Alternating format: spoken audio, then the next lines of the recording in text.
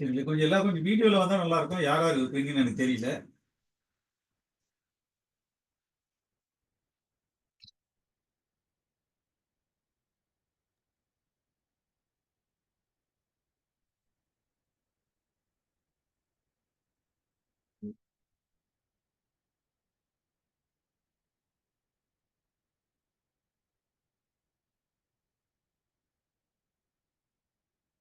அனைவருக்கும் வணக்கம். ஒரு அந்த பௌத்தர் Facebook சங்க லைவ் மட்டும் பேரவையின் போடுறானே. சார்பாக Facebook லைவ் மட்டும் போடு. அனைவரையும் வருக வருக என வரவேற்பதில் மகிழ்ச்சி அடைகின்றேன். தமிழ்நாடு பௌத்தர்கள் சங்க பேரவை என்பது 12ஆம் நூற்றாண்டில்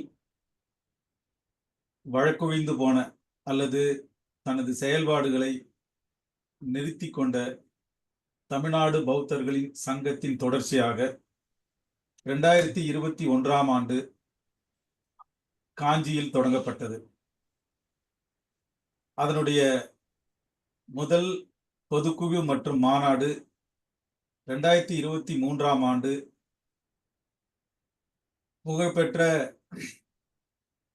தியாகனூரில் மகத நாடு என்று சொல்லப்பட்ட இடத்திலே இருக்கின்ற தமிழ்நாட்டில் மிகப்பெரிய புத்தர் சிலை அமைந்திருக்கின்ற தியாகனூரில் மிகப்பெரிய மாநாட்டை நடத்தினோம். அந்த மாநாட்டில் 800 ஆண்டுகளுக்கு பிறகான தமிழ்நாடு பௌத்தர்களின் சங்கம் ஒத்துழைப்பு செய்யப்பட்டது. அந்த சங்கத்தின் சங்காதிபதிக்கு முக்கோலினை மக்கள் வழங்கி சங்கத்தை முறைப்படி தொடங்கி வைத்தார்கள். அதற்கு பிறகு இன்று வரையில் மாநாட்டுக்கு பிறகும் இன்று வரையில் மிகுந்த வெற்றிகரமாக செயல்படுகின்ற ஒரு பௌத்த அமைப்பாக, பௌத்த மத அமைப்பாக தமிழகத்தில் தமிழ்நாடு பௌத்தர்கள் சங்க பேரவை விளங்கி வருகிறது. பல்வேறு பணிகளை தமிழ்நாடு பௌத்தர்கள் சங்க பேரவை தொடர்ந்து முன்னெடுத்து வருகின்றது. மாநாடுகளாக இருக்கட்டும், கருத்தரங்குகளாக இருக்கட்டும், அல்லது சங்கம் என்கின்ற அடிப்படையில் புத்த பிக்குகளும் பிக்குணிகள் மட்டுமே இடம்பெறுகின்ற சங்க நடவடிக்கைகளாக இருந்தாலும் பேரவையில், சங்க பேரவையில் பௌத்த இளைஞர் கழகம், பௌத்த பெண்கள் கழகம், புத்த சின்னங்கள் பாதுகாப்பு குழு, போதி தொழில் முனைவோர் கூட்டமைப்பு, பௌத்த இயக்கங்களின் கூட்டமைப்பு என பல்வேறு கிளைகளோடு இங்கு இயங்கி வருகின்ற ஒரு பேரமைப்பாகும். இந்த அமைப்பு அகில இந்திய பிக்கு சங்கத்தினால், புத்த கயாவில் இருக்கக்கூடிய அகில இந்திய பிக்கு சங்கத்தினால் தென்னிந்தியாவிற்காக அங்கீகரிக்கப்பட்ட அமைப்பாக இப்பொழுது மாறியிருக்கின்றது. அது மட்டுமில்லாமல் ஒரு மத அமைப்பாக தமிழ்நாடு அரசோடு நெருங்கிய பணி தொடர்பில் இருக்கின்ற பேரமைப்பாகவும் இந்த அமைப்பு இப்பொழுது உருவெடுத்திருக்கின்றது. இந்த அமைப்பிலே ஏறக்குறைய 15 பிக்கு பிக்குணிகளும் ஏராளமான உறுப்பினர்களும் இருக்கின்றார்கள். அந்த அமைப்பின் ஒருங்கிணைப்பாளராக நான் செயல்பட்டு வருகின்றேன். எங்கள் அமைப்பின் சார்பாக தமிழ்நாட்டின் பிரதிநிதியாக சிறுபான்மை ஆணையத்தில் ஒரு உறுப்பினரும், ஒவ்வொரு மாவட்டத்திலும் பௌத்தர்களுக்கான மாவட்ட சிறுபான்மை குழு நலக்குழுவின் உறுப்பினர்களும் இயங்கி வருகின்றார்கள். ஒவ்வொரு எங்களுடைய அமைப்பின் கீழ் ஏறக்குறைய 80 விகார்கள் அல்லது புத்தர் திருக்கோயில்கள் இயங்கி வருகின்றன. ஒவ்வொரு விகாருக்கும் ஒரு புத்த பூசகர், ஒரு சங்கரத்தினர் என இயங்கி வருகின்றார்கள். அது மட்டுமில்லாமல் மாநிலம் முழுவதும் பொறுப்பாளர்களும் இயங்கி வருகின்றார்கள். இந்த அமைப்பு மேற்கொண்டிருக்கக்கூடிய பல்வேறு பணிகளுள் ஒன்றாக தமிழ்நாட்டின் பௌத்த வரலாற்றை மீட்டெடுத்து மக்கள் மயமாக்க வேண்டும் என்கின்ற நோக்கோடுதான் இந்த கருத்தரங்கம் ஒருங்கிணைக்கப்பட்டிருக்கிறது. ஏறக்குறைய 52 தலைப்புகளில் ஓராண்டு தொடர்ந்து நடைபெறப் போகின்ற இந்த கருத்தரங்கில் தமிழ்நாட்டின் பல்வேறு வரலாற்று அறிஞர்கள், வரலாற்று ஆய்வாளர்கள், கல்வெட்டு ஆய்வாளர்கள், தொல்லியல் ஆய்வாளர்கள், போக்லோர் ரிசர்ச் ஸ்காலர்ஸ் உள்பட பல துறை வல்லுநர்கள் பௌத்தம் தொடர்பான தங்களுடைய ஆய்வுகளை இந்த தொடர் கருத்தரங்கிலே முன்வைக்க இருக்கின்றார்கள். கடந்த வாரம் தொல்லியல் ஆய்வறிஞர் டாக்டர் பத்மாவதி அவர்கள் தனது உரையை நிகழ்த்தினார். களப்பிரர்கள் காலத்தில் பௌத்தம் எழுந்தது, எப்படி உருவானது, பௌத்த பேரரசு எப்படி கட்டமைக்கப்பட்டது என்கின்ற விவரத்தை அவர் விளக்கினார். தொடர்ந்து பௌத்த பேரரசின் வளர்ச்சியும் அதனுடைய வீழ்ச்சியும் என்கின்ற 2 தலைப்புகள் அவருக்கு மீதி இருக்கின்றன. இப்படி பல்வேறு தலைப்புகளில் கீழ் இந்த நிகழ்வுகள் ஒருங்கிணைக்கப்பட்டு வருகின்றன. 2வது நிகழ்வாக இன்றைக்கு ஒருங்கிணைக்கப்பட்டிருக்கக்கூடிய தலைப்பு நாகப்பட்டின பௌத்த சின்னங்கள் என்கின்ற தலைப்பில் முனைவர் சுபாஷினி அவர்கள் இங்கே உரையாற்ற இருக்கின்றார்கள். முனைவர் சுபாஷினி அவர்கள் உலகம் அறிந்த ஒரு அறிஞர், தமிழறிஞர் மட்டுமல்ல, சிறந்த வரலாற்று ஆய்வாளர், கணினி வல்லுனர், தமிழ் மரபு அறக்கட்டளையின் நிறுவனர் மற்றும் அதனுடைய தலைவராகவும் செயல்பட்டு வருகின்றார். உலகம் முழுவதும் பல்வேறு நாடுகளில் அந்த அமைப்பிற்கு கிளைகள் இருக்கின்றன.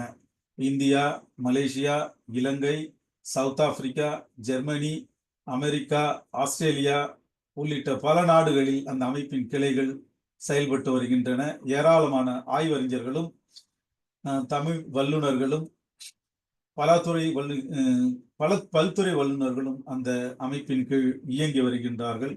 அவர்களது இணையதளம், தமிழ் மரபு அறக்கட்டளையின் அதிகாரப்பூர்வமான இணையதளம், தமிழ்நாடு அரசின் பரிந்துரையின் பேரில் அனைத்து பல்கலைக்கழகங்களுக்கும் ஆய்வு தளமாக இன்றைக்கு அனுமதிக்கப்பட்டிருக்கின்ற பட்டியலில் முதல் இடத்திலே அந்த அமைப்பின் இணையதளம் இருக்கிறது என்கின்ற பெருமை அதற்குண்டு.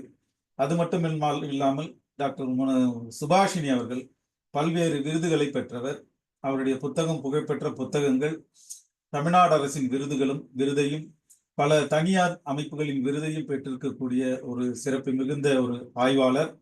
அவர் இப்பொழுது நாகப்பட்டினம் பௌத்த சின்னங்கள் பற்றி உரை நிகழ்த்த இருக்கின்றார். இந்த உரை தமிழ்நாட்டின் வரலாற்றை, பௌத்த வரலாற்றை உங்களுக்கு துல்லியமாக எடுத்து காட்டும் என நான் நம்புகின்றேன். தமிழ்நாட்டில் பௌத்தம் மீட்டெடுக்கப்படுகிறது. அதற்கு அறிஞர்கள் துணையும், ஆய்வாளர்களின் துணையும், அறிவு சார்ந்த பங்களிப்பும் எங்களுக்கு எப்பொழுதும் உறுதுணையாக இருக்கும் என்று நாங்கள் நம்புகின்றோம். எந்தவிதமான மத வெறுப்பும் இல்லாமல் இணக்கத்தோடும் வரலாற்று ஒன்றிணைவோடும் சேர்ந்து பயணிப்பதற்காகத்தான் நாங்கள் இந்த கருத்தரங்கை ஏற்பாடு செய்திருக்கின்றோம். எங்களது அனைத்து மாநாடுகளிலும் அனைத்து மத தலைவர்களையும் அழைப்பது வழக்கம். காஞ்சிபுரத்தில் நடந்த முதல் மாநாட்டிலே இந்து மத தலைவர்களையும், சைவ மத தலைவர்களையும், வைணவ மத தலைவர்களையும், கிறிஸ்துவ மத தலைவர்களையும், இஸ்லாமியம், ஜைனம், சீக்கியம் உள்ளிட்ட மத தலைவர்களை நாங்கள் அழைத்து அந்த நிகழ்ச்சிகளை நடத்தினோம். அதே போல தியாகனூரில் 20,000க்கும் மேற்பட்டோர் கலந்து கொண்ட மாநாட்டிலும் இந்த மாதிரியை தான் நாங்கள் பின்பற்றினோம். அனைத்து மத தலைவர்களும் பங்கெடுத்து இருக்கின்றார்கள். நாளை எங்களது பேரவையின் 2ஆம் பொதுக்குழு கூட்டம் நடைபெற இருக்கின்றது. இந்த குழுவிலே முதன்முறையாக தமிழ்நாடு பௌத்தர்களுக்கான தனி சட்டத்தை நாங்கள் அறிமுகப்படுத்த இருக்கின்றோம், விதிமுறைகளை அறிமுகப்படுத்த இருக்கின்றோம். அதற்காகவே நாளைக்கு அந்த மாநாடு நடைபெற இருக்கின்றது. மாநாட்டிற்கு அனைத்து பொறுப்பாளர்களும் இதில் கலந்து கொள்ள இருக்கின்றார்கள். பௌத்தர்கள் அனைவருக்கும் அதிலே அனுமதி வழங்கப்படுகின்றது. இவ்வளவு சிறப்போடு செயல்பட்டு கொண்டிருக்கின்ற இந்த நிகழ்விற்கு முனைவர் சுபாஷினி அவர்கள் கருத்தரை ஆற்ற தனது வரலாற்று ஆய்வை முன்வைக்க வந்திருப்பதற்கு நாங்கள் நன்றியோடு அவர்களை வரவேற்கின்றோம். இப்பொழுது முனைவர் சுபாஷினி அவர்கள் நாகப்பட்டினம் பௌத்த சின்னங்கள் என்கின்ற தலைப்பிலே அவர் விரிவுரையாற்றும்படி அவர்களை அன்புடன் அழைக்கின்றேன். அவருடைய உரை முடிந்தவுடன் உங்களது கேள்விகளை நீங்கள் கேட்கலாம். அதற்கு அவர் பதிலளிக்க தயாராக இருக்கின்றார். இவை அனைத்தும் முறையாக தொகுக்கப்பட்டு, இந்த 52 உரைகளும் தொகுக்கப்பட்டு ஒரு மிகப்பெரிய வரலாற்று தொகுப்பாக தமிழ்நாட்டின் பௌத்தம் என்கின்ற தலைப்பிலே ஒரு பெரும் நூல் வெளியிடப்பட இருக்கிறது. ஒரு பெரும் நூல் வெளியீட்டு திட்டத்தின் ஒரு பகுதியாகத்தான் இந்த கருத்தரங்குகள் ஒருங்கிணைக்கப்படுகின்றன. முனைவர் சுபாஷினி அவர்களை அன்போடு உரையாற்ற அழைக்கின்றேன். அறிமுகத்திற்கு மிக்க நன்றி. வருகை தந்திருக்கின்ற பெரியோர்கள், சான்றோர்கள் அனைவருக்கும் எனது இனிய மாலை வணக்கத்தை தெரிவித்துக் கொள்கின்றேன். தமிழ்நாட்டின் பல பகுதிகளுக்கு நான் கள ஆய்வுக்காக செல்வதுண்டு. கடந்த 20 ஆண்டுகளாக தமிழ்நாட்டின் பல மூலைகளுக்கு நான் சென்றிருக்கின்றேன். கிராமங்கள், நகரங்கள், சிற்றூர்கள் அப்படின்னு நிறைய இடங்களுக்கு நான் பயணம் சென்றிருக்கின்றேன். அப்படி செல்லும் பொழுது நாட்டார் வழக்காற்றியல், பிறகு பல்வேறு வகையான தெய்வ வழிபாட்டுகள் அப்படின்னு பார்க்கும் பொழுது, ஆங்கங்கே நமக்கு வந்து பௌத்த சின்னங்கள் பற்றிய பௌத்த சான்றுகள் கிடைக்கிறது பற்றி பார்க்கதற்கான வாய்ப்புகள் கிடைத்தது. ஆய்வு என்று வரும்போது பௌத்தம் தொடர்பான பல்வேறு நூல்கள் படிப்பதற்கான வாய்ப்புகள் எனக்கு கிடைத்த பொழுது, அந்த நூல்களை எல்லாம் வாசிக்க தொடங்கிய போது தமிழ்நாட்டில் பௌத்தம் அதாவது கிமு 2ஆம் நூற்றாண்டு தொடக்கமே இருந்தது என்ற ஒரு சான்றுகளோடு நமக்கு கிடைப்பதற்கான சான்றுகள் கிடைத்த போது அது ஆச்சரியப்படுத்தியது எனக்கு. ஏனென்றால் இன்றைக்கு நாம பார்க்கும்போது பெரிய கோயில்களாக, பழைய கோயில்களாக நமக்கு வந்து புத்தர் கோயில்கள் இங்க இல்ல. தமிழ்நாட்டுல நம்ம பார்க்க முடியல. ஆனா அந்த கோயில்கள்லாம் எங்கே? அப்ப பௌத்தம் இருந்தது அப்படின்னாக்கா, பௌத்த சிலைகள் கிடைக்கின்றது, புத்தருடைய சிலைகள் கிடைக்கின்றது அப்படின்னாக்கா, ஆங்காங்கே வயல்கள்லயும், புதர்கள்லயும், பல பல மூலைகள்லயும் கிடைக்குது அப்படின்னாக்கா, அப்ப நிச்சயமா வழிபாடு ஒன்று இருந்திருக்க வேண்டுமே. அந்த வழிபாடுகள் நடக்கப்பட்டிருக்கணுமே அப்படின்னு யோசித்து பல நூல்களை வாசிக்கும் போது, என்னோட ஆய்வுகள் அப்படிங்கிறது தமிழ்நாடு, இந்தியா என்பது மட்டும் இல்லாமல் கிழக்காசிய நாடுகள் மற்றும் உலகம் தழுவிய வகையில் ஐரோப்பிய ஆய்வுகள் அப்படிங்கிற வகையில பார்க்கும்போது, அதோடு கூடுதலாக சீன ஆவணங்கள் என்று பார்க்கும் பொழுது எனக்கு ஆச்சரியப்படத்தக்க பல பல தகவல்கள் எனக்கு கிடைக்க தொடங்கின.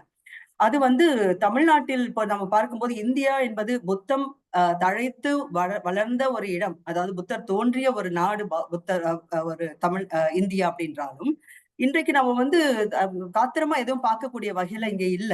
ஆனா எப்படி வந்து உலகம் முழுவதும் அது பரவியது, அப்புறம் பரவியது கிழக்காசிய நாடுகளுக்கோ மற்ற பல இடங்களுக்கோ அது பரவியிருந்தாலும் அந்த தாக்கங்கள் எப்படி இங்க தமிழ்நாடு வரைக்கும் மீண்டு இருந்தது அப்படிங்கிறது ஆச்சரியப்படத்தக்க வகையில பல பல விஷயங்களை சொல்றதாக இருந்தது.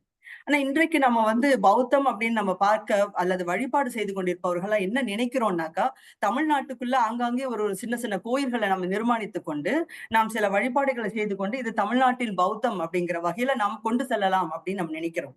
ஆனால் என்னை பொறுத்த வரைக்கும் ஒரு ஆய்வாளராக பார்க்கும் பொழுது இது தமிழ்நாட்டில் இருக்க புத்தம் அப்படிங்கிறது கிழக்காசிய நாடுகளில் இருந்த புத்தத்தை தவிர்த்து விட்டு நம்மால் தமிழ்நாட்டின் பௌத்தத்தை பார்க்க முடியாது அப்படிங்கறத வந்து நான் உறுதியாக நான் நம்புகிறேன். ஏன்னா இதுதான் எனக்கு ஆய்வுகள் பொழுது காட்டுகிறது.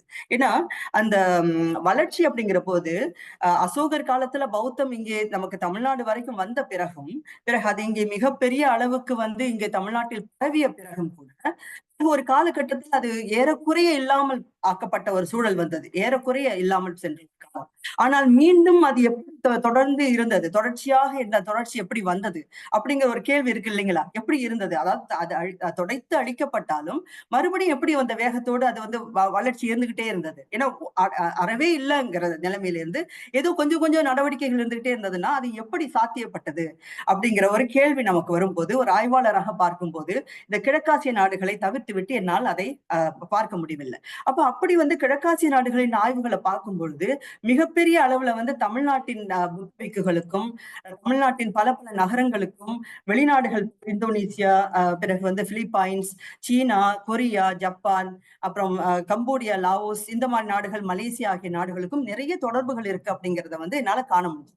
ஆக இந்த உரையில ஏன்னா பொதுவாகவே நம்ம பௌத்த உரை அப்படின்னு நம்ம நினைக்கும் போது தமிழ்நாட்டு எல்லைக்குள்ளேயே நம்ம பார்ப்போம் எல்லாரும் நினைக்கலாம். ஆனா இன்றைய உரை வந்து மிக முக்கியமாக கிழக்காசிய நாடுகளில் தொடர்போடு தான் என்னுடைய இன்றைய உரையை நான் வைத்திருக்கின்றேன். ஏனென்றால் அந்த தொடர்புல தான் இது உயிர்ப்போட பௌத்தம் இருந்ததை வந்து என்னால பார்க்க முடிகின்றது. அந்த பார்வையை உங்களுக்கு நான் கொடுக்கலாம் அப்படின்னு நான் நினைக்கிறேன். அதற்கு வந்து நான் ஒரு ஸ்லைட் வச்சிருக்கேன். எனக்கு இந்த டெக்ஸ்ட் வந்து வந்து கொஞ்சம் டிஃபிகல்ட்டான ஒரு விஷயங்களை பேசும்போது சில சான்றுகளோட சில புகைப்படங்களோட காட்டுவது எளிதா இருக்கும் அப்படின்னு நினைக்கிறேன். இன்றைக்கு வந்து நம்ம பேச போற தலைப்பு நாகப்பட்டினம் பௌத்த சின்னங்கள். ஏன் நாகப்பட்டினம் அப்படின்னு பார்க்கும்போது பொதுவாக நம்ம என்ன நினைப்போம்னா காஞ்சிபுரம் நம்ம அதிகம் பேசுவோம். காஞ்சிபுரத்துக்கு அடுத்ததாக நம்ம என்ன பண்ணுவோம், காவிரி பூம்பட்டினம் சொல்லுவோம் இல்லையா? அதற்கு பிறகு நமக்கு நாகப்பட்டினமும் வரும். ஆனா இன்றைக்கு நம்ம நாகப்பட்டினத்துல போய் நின்றுட்டு பார்த்தோம்னாக்கா இன்றைக்கு நம்ம அது ஒரு பௌத்த நகரமாக நம்மளால அடையாளமே காண முடியாது இல்லையா? அது வந்து பௌத்தம் இங்க இருந்ததா அப்படிங்கிற கேள்வி. ஏன்னா நானும் களப்பணிக்கு சென்றிருக்கிறேன். அங்க இருந்த சில புகைப்படங்கள்லாம் நான் பிறகு உங்களுக்கு ஷேர் பண்றேன்.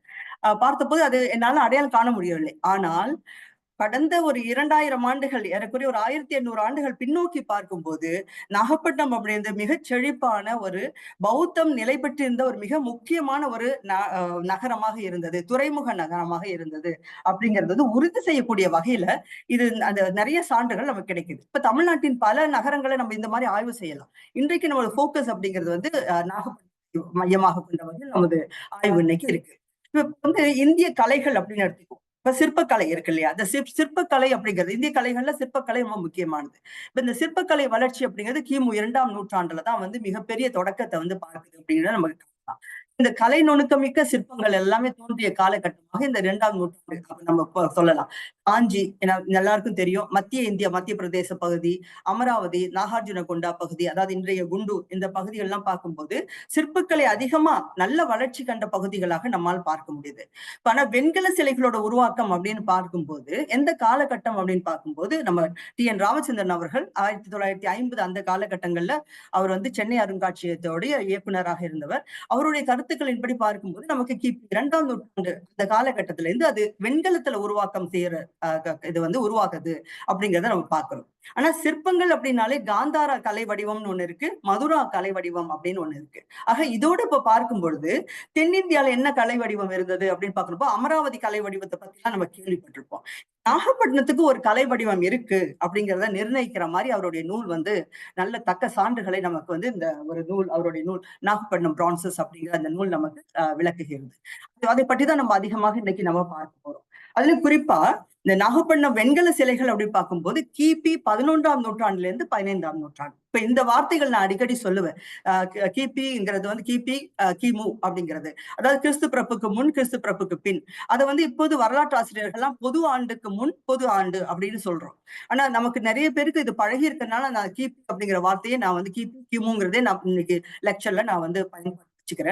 அந்த வகையில பார்க்கும்போது 11ல இருந்து 15ஆம் நூற்றாண்டுல அந்த காலகட்டத்தோட வெண்கல சிலைகள் மிக அதிகமாக நாகப்பட்டினத்துல வந்து கண்டெடுக்கப்பட்டன அப்படிங்கிறத நம்ம பார்க்கிறோம். அதுல வந்து மிக முக்கியமா என்னன்னாக்கா நமக்கு கிடைத்திருக்க சான்றுகள் அல்லது நூல்கள் இருந்து பார்க்கும்போது 1856 முதல் இந்த பகுதியில், அதாவது நாகப்பட்டின பகுதியில மட்டுமே செய்யப்பட்ட தேடல்கள், அகழ்வாய்வுகள் மட்டுமல்ல, தேடல்கள்ல நமக்கு 350 புத்தரோட வெண்கல சிலைகள் மட்டுமே கிடைத்திருக்கின்றன.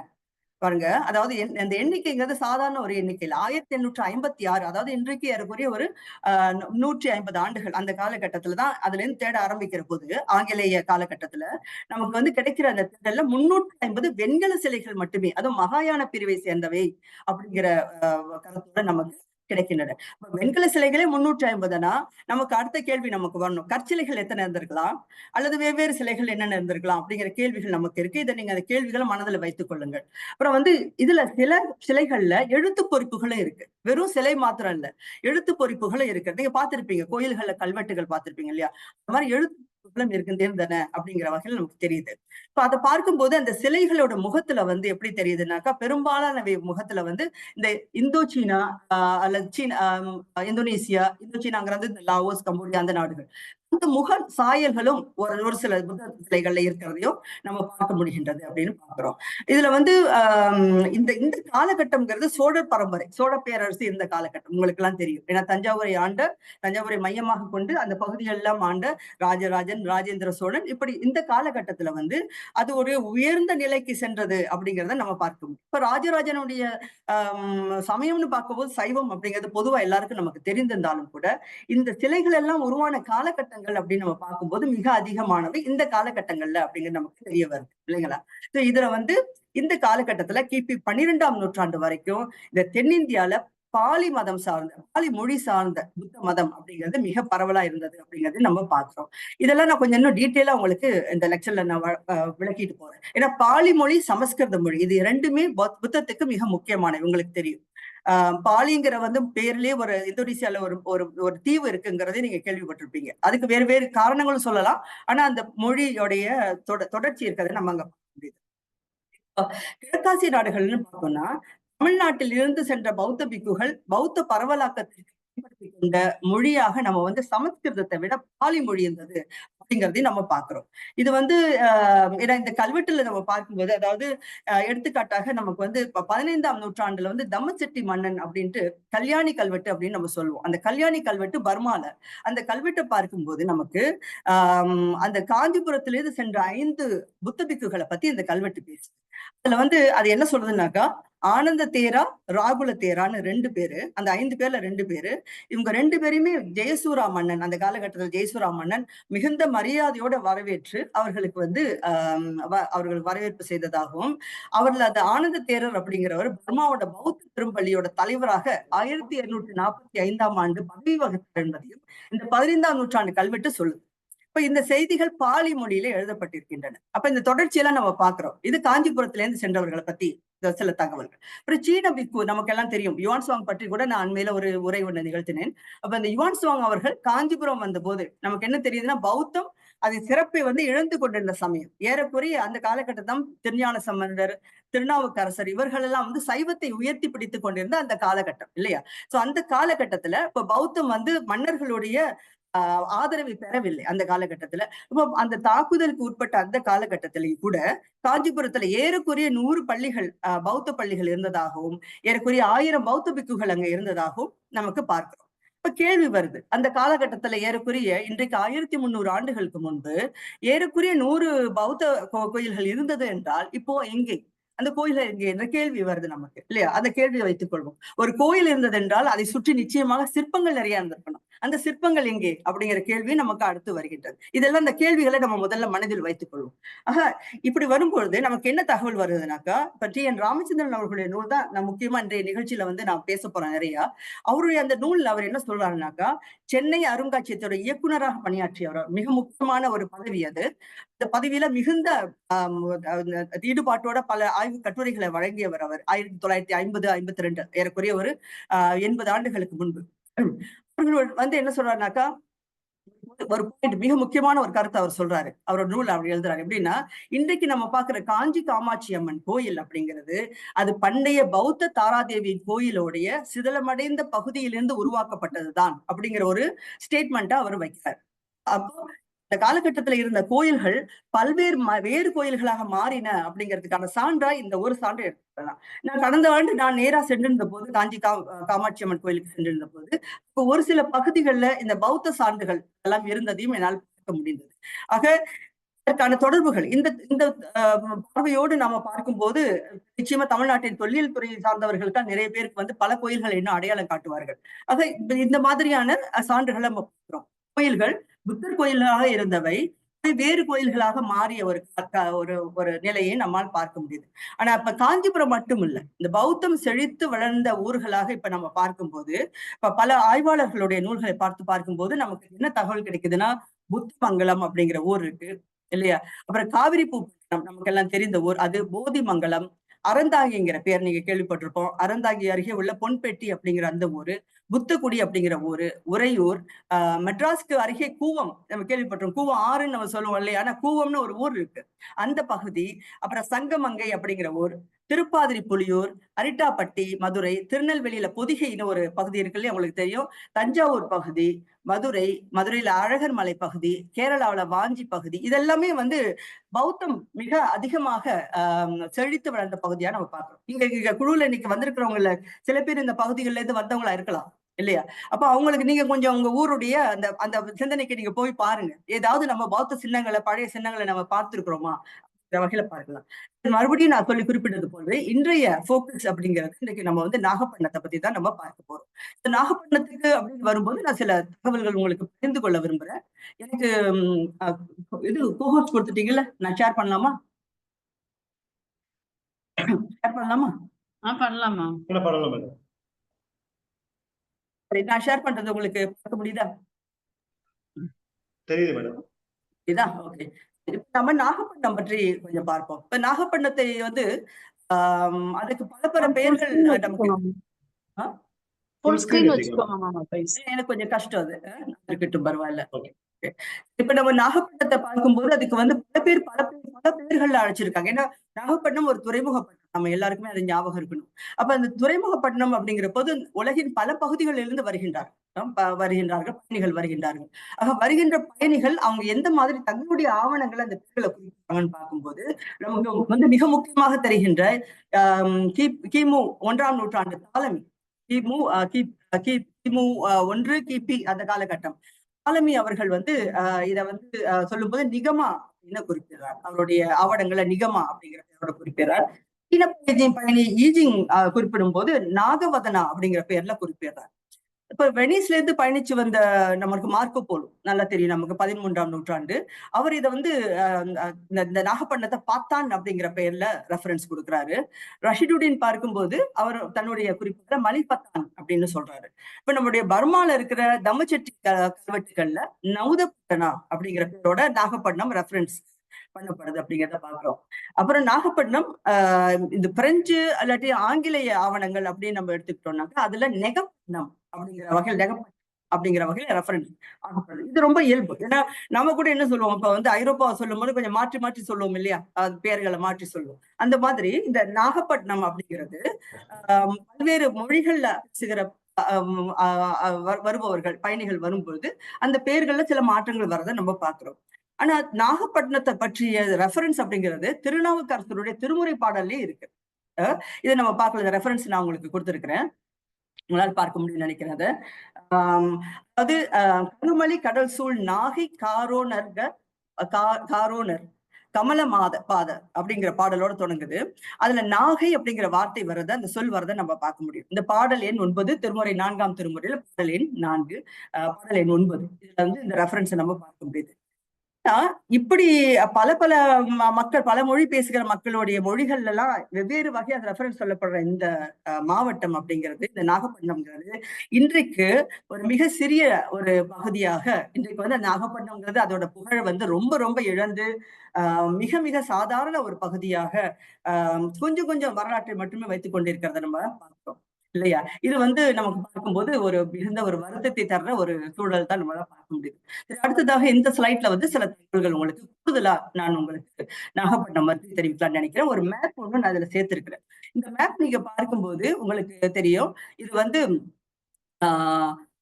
இந்த மேப் வந்து ஸ்ரீவிஜய எம்பையர், அதாவது ஸ்ரீவிஜய எம்பையர் அப்படிங்கிறது இன்றைக்கு ஏறக்குறைய கிபி 7ஆம் நூற்றாண்டு காலகட்டத்துல உருவான ஒரு மிகப்பெரிய ஒரு பேரரசு. இந்த பேரரசு வந்து நம்ம நினைக்கலாம் இது தமிழர்கள் செய்த ஆட்சியோ, ஸ்ரீ விஜயாங்கிற பேரா இருக்கு. ஆனால் மலாய் மன்னர்கள் பௌத்தத்தை ஏற்றுக்கொண்ட மலாய் மன்னர்கள் உருவாக்கிய ஒரு பேரரசு. கிபி 6ஆம் நூற்றாண்டு வாக்குல அது தொடங்கி அதற்கு பிறகு படிப்படியாக 7ஆம் நூற்றாண்டில் அதோட பீக், அதோட உயர்ந்த நிலையை அடைந்து 11ஆம் நூற்றாண்டு வரைக்கும் அது மிக சிறப்பு.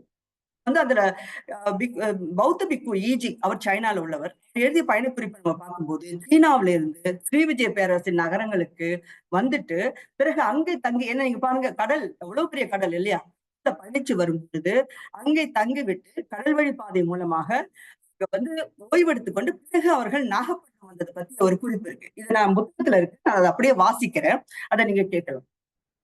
சீன பௌத்த ஊஹிங் 1 மாத பயணத்திற்கு பின் ஸ்ரீபோகா வந்தடைந்தார்.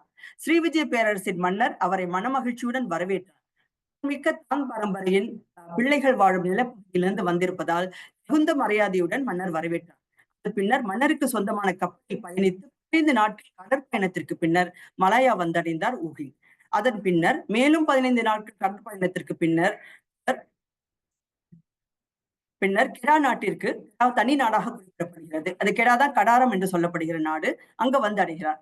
மேலும் குளிர்காலத்தின் இறுதி பகுதியில் டிசம்பர் மாதமாக இருக்கலாம், அது பயணப்பாதையை மாற்றிக்கொண்டு மேற்கு நோக்கி பயணிக்கிறார் அப்படின்னு அது வருது. அதாவது நமக்கு பார்க்கும்போது நிறைய பௌத்த பிக்குகள் சீனாவிலிருந்து வந்து இப்ப ஸ்ரீவிஜயா இந்த பகுதி நம்ம பார்க்கிறோம் இல்லையா, இந்த பகுதியில அவங்க வந்து ஓய்வெடுத்துக் கொண்டு பள்ளிகள்ல படித்துக் கொண்டு பாலி மொழி சமஸ்கிருதம் படித்துக்கொண்டு பௌத்த பாடங்களை படித்துக்கொண்டு பிறகு ஓய்வெடுத்துக் கொண்டு அவர்கள் மறுபடியும் தமிழ்நாட்டின் பல பகுதிகளுக்கு, காஞ்சிபுரம், இலங்கை, பிறகு காஞ்சிபுரம், நாகப்பட்டினம் எல்லாம் வந்ததா நமக்கு ஒரு விஷயம் நம்ம கவனத்தில் கொள்ளணும். அதாவது ஸ்ரீலங்கா, இலங்கை அப்படிங்கிறது 1948 வரை அது இந்தியாவின் ஒரு பகுதி தான், தமிழ்நாட்டின் ஒரு பகுதி தான். 1948 தான் அது தனி நாடாக மாறுகிறது. ஆக இது தமிழ் நிலத்தின் ஒரு பகுதியாகத்தான் அந்த காலகட்டத்தில் அது கருதப்பட்டதுங்கிறத நம்ம மனதில் வைத்துக் கொள்ளணும். அதோடய நம்ம இதை கண்டினியூ பண்ணுவோம். அப்படி சீனாவில இருந்து வந்தவர்கள் பற்றி நமக்கு நிறைய தெரியுது. இப்ப கிபி 7ஆம் நூற்றாண்டோட முற்பகுதியில வந்து ஹியூன்சாங் அப்படின்னு ஒரு சீன பௌத்த யாத்திரிகர் ஒருத்தர் வர்றார். அவர் என்ன சொல்றாருன்னா, அசோகர் காலத்திலேயே, அதாவது கிமு 2ஆம் நூற்றாண்டிலேயே நாகப்பட்டினத்துல பௌத்த சமய செயல்பாடுகள் தொடங்கப்பட்டன அப்படிங்கிற ரெஃபரன்ஸ் அவர் கொடுக்கிறார். இப்ப இதுக்கு வந்து வலு சேர்க்கிற மாதிரி நமக்கு வந்து டிவி மகாலிங்கம் அவர்களுடைய நூல், அதுல இருக்கிற சில விஷயங்கள், அது நூலோட பேர் Kanchipuram in early South Indian ஹிஸ்டரிங்கிற ஆர்டிக்கல். இதுல இருக்க குறிப்புகள் நமக்கு சில தகவல் கொடுக்கின்றன. அதுல அவர் என்ன சொல்றாருனாக்கா, காஞ்சிக்கு கீழே ஒரு பழைய பௌத்த பள்ளி இருந்தது. அந்த பௌத்த பள்ளியில வந்து அது அசோகரின் இளைய தம்பி மகேந்திரனால் உருவாக்கப்பட்ட ஒரு கோயில் பள்ளி அப்படின்னு அவர் சொல்றாரு. அது மட்டுமின்றி அது அப்படின்னாக்கா என்ன, கிமு 2-1 அந்த காலகட்டமா இருக்கும். அது மட்டுமின்றி நாகப்பட்டினத்தில் ஒரு பௌத்த பள்ளியை மகேந்திரன் அமைத்தான் என்றும், அதன் பெயர் தர்ம அசோக மகாராஜா விஹார என்றும், அது அசோகரின் பெயரில் அமைக்கப்பட்டது என்றும் இந்த குறிப்பு வந்து சொல்லுது. இது வந்து டி.என். மகாலிங்கம் வந்து அவர் குறிப்பிடுறார். அவருடைய நூல்ல வந்து அவர் டிவி மகாலிங்கம் அவர்கள் குறிப்பிடுகின்றார். இந்த 2 பௌத்த விகாரைகளும் இருந்தனவா அப்படிங்கிற ஆய்வுகள்ங்கிறது அது வேற ஒரு டாபிக். ஆனால் இதே காலகட்டத்துல 7ஆம் நூற்றாண்டுல தென்னிந்தியாவை ஆட்சி செய்து கொண்டிருந்த இந்த பல்லவராஜன் நரசிம்ம பல்லவன், அவன் கட்டிய ஒரு பௌத்த விஹாரை பற்றிய செய்தியும் நமக்கு கிடைக்குது. ஆக அது ஒரு தனி கோயில், அது சீனாவோட தொடர்புடைய ஒரு கோயில். அதற்கு பிறகு பார்த்தோம்னா ராஜராஜ சோழன் கட்டுகிறார் இல்லையா, அவர் வந்து சூளாமணி விகாரை கட்டுறதுக்கு நிலம் கொடுக்கிறார் இல்லையா, அந்த விஷயம் ஒண்ணு வருது. ஆக நாகப்பட்டினம் நம்ம எடுத்துக்கிட்டோம்னா இப்ப நம்ம என்ன பேசுறோம், எப்ப பார்த்தாலும் சூளாமணி விகாரின்னு ஒன்று இருந்தது, அந்த ஒரே ஒரு கோயில் இருந்தது அப்படின்னா நம்ம திரும்ப திரும்ப பேசிக்கொண்டிருக்கிறோம்.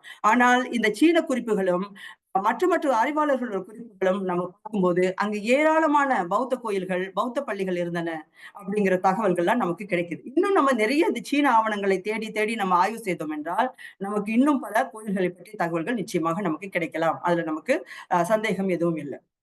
இப்ப அப்படி பார்க்கும்போது நமக்கு கிமு 2 தொடங்கி, அதாவது அசோகர் எப்பொழுது வந்து பௌத்தத்தை பரவலாக்கம் செய்ய வேண்டும் என்று தெற்கு பகுதிக்கு வந்தாரோ, அதற்கு பிறகு அவருடைய மகள் சங்கமித்திரை, பிறகு மகேந்திரன் இவர்கள்லாம் வந்து இங்கிருந்து தான் அவர்கள் இலங்கைக்கும் செல்கிறார்கள். இங்கிருந்து தான் கப்பல்ல அவர்கள் தம்மகுலப்பட்டினம் அப்படிங்கிற பகுதிக்கு அவர்கள் செல்கின்றார்கள் இலங்கையில. இங்கே சென்று அவர்கள் பௌத்தத்தை பரப்புவதற்கான பணிகளை அவர்கள் செய்கிறார்கள் அப்படிங்கிறத பார்க்கிறோம். இதே போலதான் நம்மளுடைய ஆய்வாளர் திரு நரசியா அவர்களும் கூடுதலா அவர் சொல்றார், சீன பயணிகள், சீன பௌத்த பிக்குகள் அவர்கள் வந்து ஊட்டி என்ற சீன அரசர் காலத்துல வந்து, அதாவது கிமு 1040-86 இந்த காலகட்டத்திலே வணிக உறவுகள் இருந்தனால் கப்பல்கள் வந்தன, இங்க வந்து பௌத்தன்னு சொல்லாம சமய தொடர்புகள் இருந்தன அப்படிங்கிறதையும் அவர் தனது நூல்ல அவர் குறிப்பிடுகிறார். இப்படி நமக்கு நிறைய ஆய்வாளர்களுடைய தொடர்புகள், இந்த பௌத்த தொடர்புகள் பற்றி நமக்கு நிறைய செய்திகள் நமக்கு கிடைக்கின்றன. இதுல வந்து நமக்கு கூடுதலா ஒரு செய்தி, அதாவது பர்மாவுடைய தொடர்பு பற்றி நம்ம பார்க்கும்போது இந்த 1476 கல்யாணி கல்வெட்டு அப்படின்னு நம்ம சொல்ற மன்னன் ராமாபதி ராஜன் அப்படிங்கிற மன்னன், அவன் வந்து ஒரு முன்னாள் பிக்கு. இந்த பிக்கு வந்து ஒரு கல்வெட்டு ஒண்ணு செய்யறாரு. இது வந்து 15ஆம் நூற்றாண்டு. இதுல வந்து 10 கல்வெட்டுகள் இருக்கு. முதல் 3 கல்வெட்டுகள் பாலி மொழியில இருக்கு. மற்ற கல்வெட்டுகள்லாம் பார்க்கும்போது பர்மிய தைலாங் மொழியில வந்து இந்த கல்வெட்டுகள்லாம் இருக்கு அப்படிங்கிறத பாக்குறோம். இந்த கல்வெட்டு என்ன சொல்லுது அப்படிங்கிறத பார்க்கும்போது இதுலயும் நாகப்பட்டினத்தோட ரெஃபரன்ஸ் வருது அப்படிங்கிறத நம்ம பார்க்க முடியுது. எப்படின்னா அதாவது முன்னர்னா ஒரு 10ஆம் நூற்றாண்டோ 7ஆம் நூற்றாண்டோ 8 அந்த காலகட்டத்துல 22 பிக்குகள் அசோகரின் மகன் மஹிந்த உருவாக்குனார் பாருங்க, மகாவிகாரா நேரியில வந்து உபசம்பந்தா பெறுவதற்காக பர்மாவிலிருந்து அவங்க இலங்கைக்கு அவங்க செல்றாங்க. 22 பிக்குகள் செல்றாங்க. பிறகு அவங்க உபசம்பந்தா பெற்ற பிறகு முடித்த பிறகு அவங்க இலங்கையிலிருந்து திரும்புகிறார்கள்.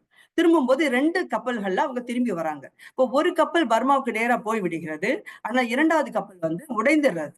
பாதியில கடல்ல வரும் பொழுதே அந்த உடைந்துறதுனால அவங்க என்ன செய்யறாங்கன்னா, அந்த பிக்குகள், கப்பல்ல இருந்த பிக்குகள் மற்ற உதவியாளர்கள் என்ன செய்யறாங்க, நீந்தி தப்பித்து அவங்க எங்க வராங்கன்னாக்கா வந்து அடையிற இடம் நாகப்பட்டினம். புரியுதுங்களா? சோ அந்த ரெஃபரன்ஸ் எப்படி வருதுனாக்கா, இந்த நாகப்பட்டினத்துக்கு அவங்க வந்து அடையிறாங்க அப்படின்னு வந்துட்டு அந்த இடத்துல பாதாரி கரம பௌத்த பள்ளின்னு ஒண்ண கண்டார்கள் அப்படிங்கிற ஒரு செய்தி ஒன்றை பார்க்கிறோம். சோ குகை போன்ற அமைப்புல இந்த கோயில் இருந்தது அப்படின்னு அவங்க சொல்றதோட சீன மன்னன் சீன நாட்டு மன்னன் ஒரு கோயில் அப்படின்னு சொல்றாங்க. அப்ப சீனாவுக்கும் இந்தியாவுக்கும் இந்த தொடர்பு நமக்கு அப்பயே தெரியுது. அதான் சூளாமணி விகாரிக்கு மட்டுமா ஸ்ரீவிஜயாவோட தொடர்பு இருந்ததுன்னு இல்லாம சீனாவுக்கும் தமிழ்நாட்டுக்கும் இந்த பௌத்த தொடர்புகள் மிக உறுதியாக இருந்த காலகட்டம் இருந்தது அப்படிங்கிறத நமக்கு தெரியுது. இது ஒரு வகையில ஒரு தொடர்பு இருந்திருக்கு. அது மட்டும் இல்ல, இன்னொரு முக்கியமான ஒரு செய்தி அந்த கல்வெட்டு என்ன பதியுதுன்னா, இங்கு புத்தின் பல் பத்திரப்படுத்தி வைக்கப்பட்டிருந்தது அப்படிங்கிற செய்தியை நம்ம பார்க்கணும். இது வந்து ஆச்சரியமான ஒரு செய்தி. ஏன்னா நமக்கு தெரியும் புத்தரின் உடம்பில் இருக்கின்ற 8 பகுதிகளாக பிரிக்கப்பட்டு அது பல இடங்களுக்கு சென்றது அப்படிங்கிறது நமக்கு தெரியும். இதுல வந்து சொல்றாங்க. ஆனா இந்த இந்த பகுதி, இந்த கோயில் இப்பொழுது எங்கேன்னு எனக்கு தெரியல. ஆனா என்னுடைய ஊகம் வேற என்னவென்றால், இங்க இருந்த இதுதான் பிறகு அனுராதபுரத்துக்கு கொண்டு செல்லப்பட்டு, பிறகு அனுராதபுரத்திலிருந்து இப்பொழுது கண்டியில இருக்கிற தலதா மாளிகையில இருக்கின்றது அப்படிங்கிறது தான் என்னுடைய கருத்தாக இருக்கிறது. ஏன்னா அது அப்படிதான் அது போயிருக்கணும். அங்கதான் இப்ப இந்த இருக்கின்றது. அதனால் அத நம்ம அந்த வகையில நம்ம அத சொல்லலாம். ஆக இந்த வகையிலே நமக்கு இந்த கல்வெட்டின் வழியாக நமக்கு இந்த செய்தி நமக்கு தெரியுது. அடுத்ததாக நம்ம பார்க்கிறது என்னாக்கா, நமக்கு நன்காக தெரிந்த திருமங்கை ஆழ்வார். இப்ப திருமங்கை ஆழ்வாருடைய கதையில வந்து நமக்கு தெரியும். அவர் வந்து மிகுந்த ஒரு தீவிரமான பக்தர், வைஷ்ணவ பக்தர் அப்படின்னு நம்ம சொல்லுவோம். அவருடைய காலத்துல வந்து நாகப்பட்டினத்துல இருந்த ஒரு பௌத்த விகாரையில இருந்த மிகவும், அதாவது சாலிட் கோல்ட், மிக ஃபுல் அண்ட் ஃபுல் தங்கத்தால் செய்யப்பட்ட ஒரு ஒரு ஒரு என்ன சொல்றதுன்னா ஒரு கோயில், சாரி, ஒரு ஒரு புத்தர் சிலை. அதாவது ஹோலோலாம் இல்லாம, உள்ளுக்கு வந்து ஹோலோ இருக்குள்ள சில நேரங்கள்ல புத்தர் சிலை மாதிரி வைத்து, அப்படி இல்லாம முழுமையா தங்கத்தால் செய்யப்பட்ட ஒரு புத்தர் சிலையை அவர் கவர்ந்து கொண்டு சென்று அவர் வந்து இந்த ஸ்ரீரங்கத்து கோயிலுக்குள்ள திருப்பணி செய்தார் அப்படிங்கிற ஒரு ஒரு விஷயத்த நம்ம கேள்விப்படுறோம்.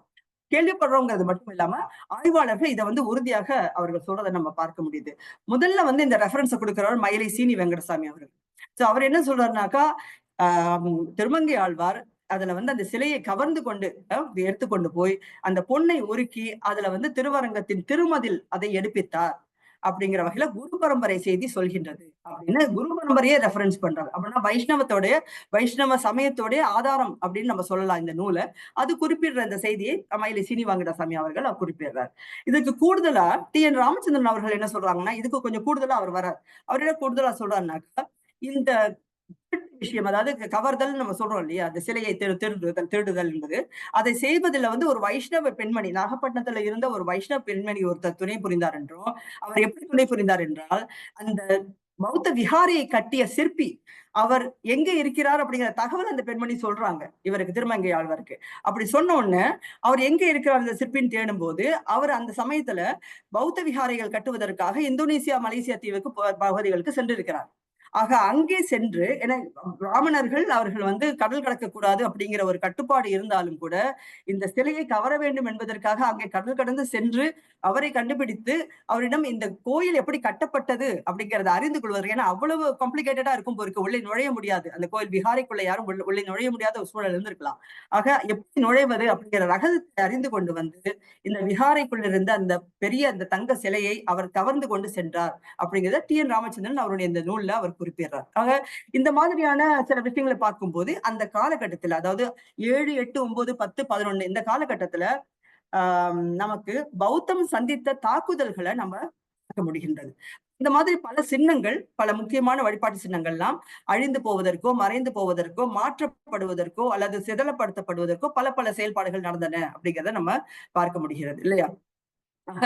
இப்படி தமிழ்நாடு முழுவதுமே வந்து பல பல பல பல விஷயங்கள் அந்த காலகட்டத்துல நடந்திருக்கின்றன அப்படிங்கிற பாக்குறோம்.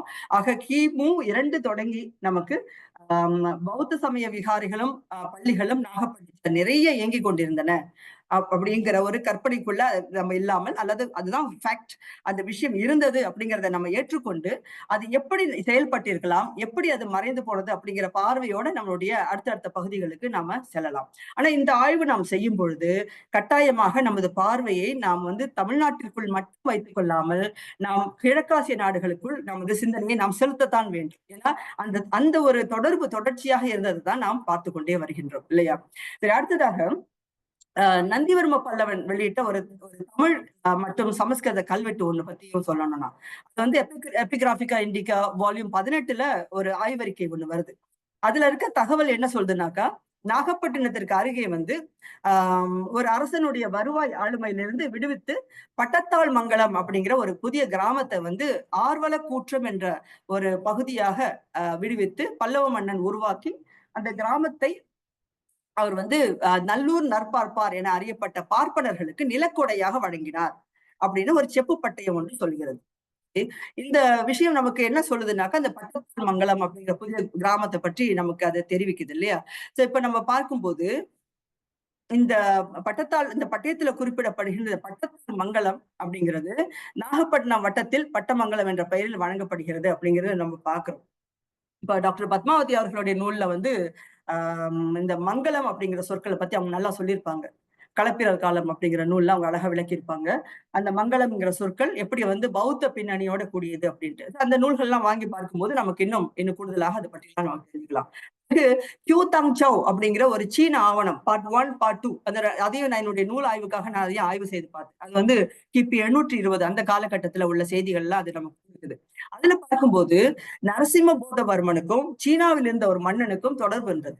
அவங்க இப்ப சீன பேரரசு அவர்களுடைய வணிகர்கள்லாம் இங்க வரும்பொழுது நாகப்பட்டினத்துக்கு வரும்பொழுது அவர்கள் இங்க வந்து வழிபாடு செய்வதற்காக அவர்கள் ஒரு கோயிலை கட்ட வேண்டும் என்று கொண்டதாகவும் அதற்கு ஒரு கல்வெட்டை செதுக்கி அங்கிருந்து கப்பல்ல அனுப்பி வைக்கும்படியாக நரசிம்ம பல்லவன் கேட்டுக்கொண்டான் என்ற தகவலும் அந்த கல்வெட்டுல வந்து கோய் ஹாவ் அப்படிங்கிற பெயர், அது கோய்ஹா என்பது ஞானத்தை வழங்கும் இடம் அப்படிங்கிற கல்வெட்டு, அந்த கல்வெட்டு இருந்ததாகவும் நமக்கு செய்தி நமக்கு கிடைக்கின்றது. ஆனா இன்றைக்கு நம்ம தேடி பார்த்தோம் என்றால் இந்த கல்வெட்டு எங்க இருக்குன்னே நமக்கு இந்த மாதிரி நம்ம இழந்தவை அப்படிங்கிறது வந்து நிறைய இழந்தவை நம்ம நிறைய இழந்திருக்கோம், அதை நம்ம பார்க்கிறோம். அதற்கு பிறகு பார்த்தோம்னாக்கா ஆனைமங்கலம் செப்பேடுகள் வருது. ஆனைமங்கலம் செப்பேடுகள் 11ஆம் நூற்றாண்டு ராஜராஜனுடைய நிலக்கொடை.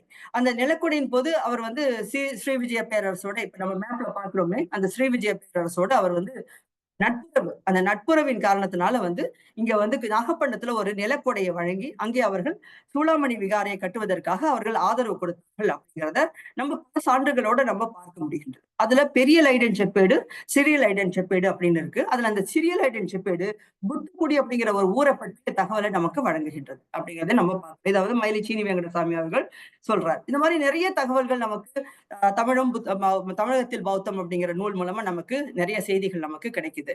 இப்போ அதோட நம்ம பார்க்கும்போது அண்மை காலத்துல வந்து நமக்கு முனைவர் ப ஜம்புலிங்கம் அவர்களுடைய நூல் சோழ நாட்டில் பௌத்தம், அந்த நூல்ல நம்ம பார்க்கும்போது கீழ்வேலூர் புத்தமங்கலம் கிராமத்தில் தலை உடைக்கப்பட்ட ஒரு புத்த சிலை கண்டுபிடிக்கப்பட்ட செய்தி அது வந்து நம்ம பார்க்கிறோம். அது வந்து நீங்க இங்க பார்த்திருக்கலாம், நான் அடுத்து இந்த படத்துல போட்டிருக்க தலை உடைக்கப்பட்ட புத்த சிலை. இங்க வந்து நானும் எங்களோட தமிழ் மரபு அறக்கட்டளை குழுவினர் 2022ஆம் ஆண்டு நாங்க டிசம்பர் மாதம் இங்க போயிருந்தோம். கீழ்வேலூர் பகுதி நாகப்பட்டினத்துல இருந்தோம்.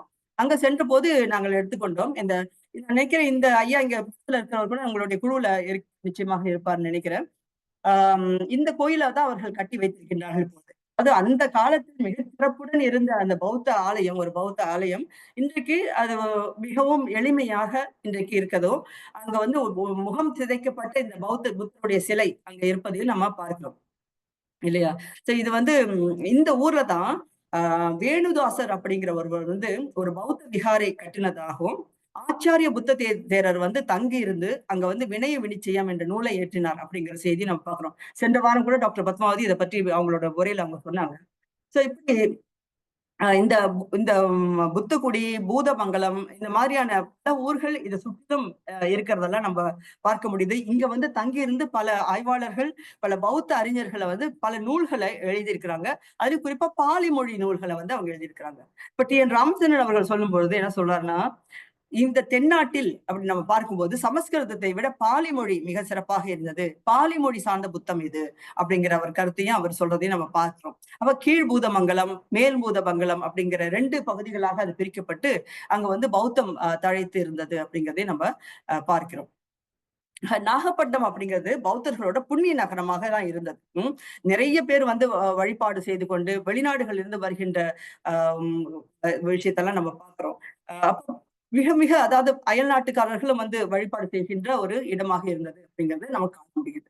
அந்த சூழல்ல நமக்கு இன்றைக்கு மிகப்பெரிய உயரமான, அதாவது ஒரு ஆள் உயரத்துக்கான சிற்பங்கள் அப்படிங்கிறது நமக்கு இன்றைக்கு கூட கிடைக்குது.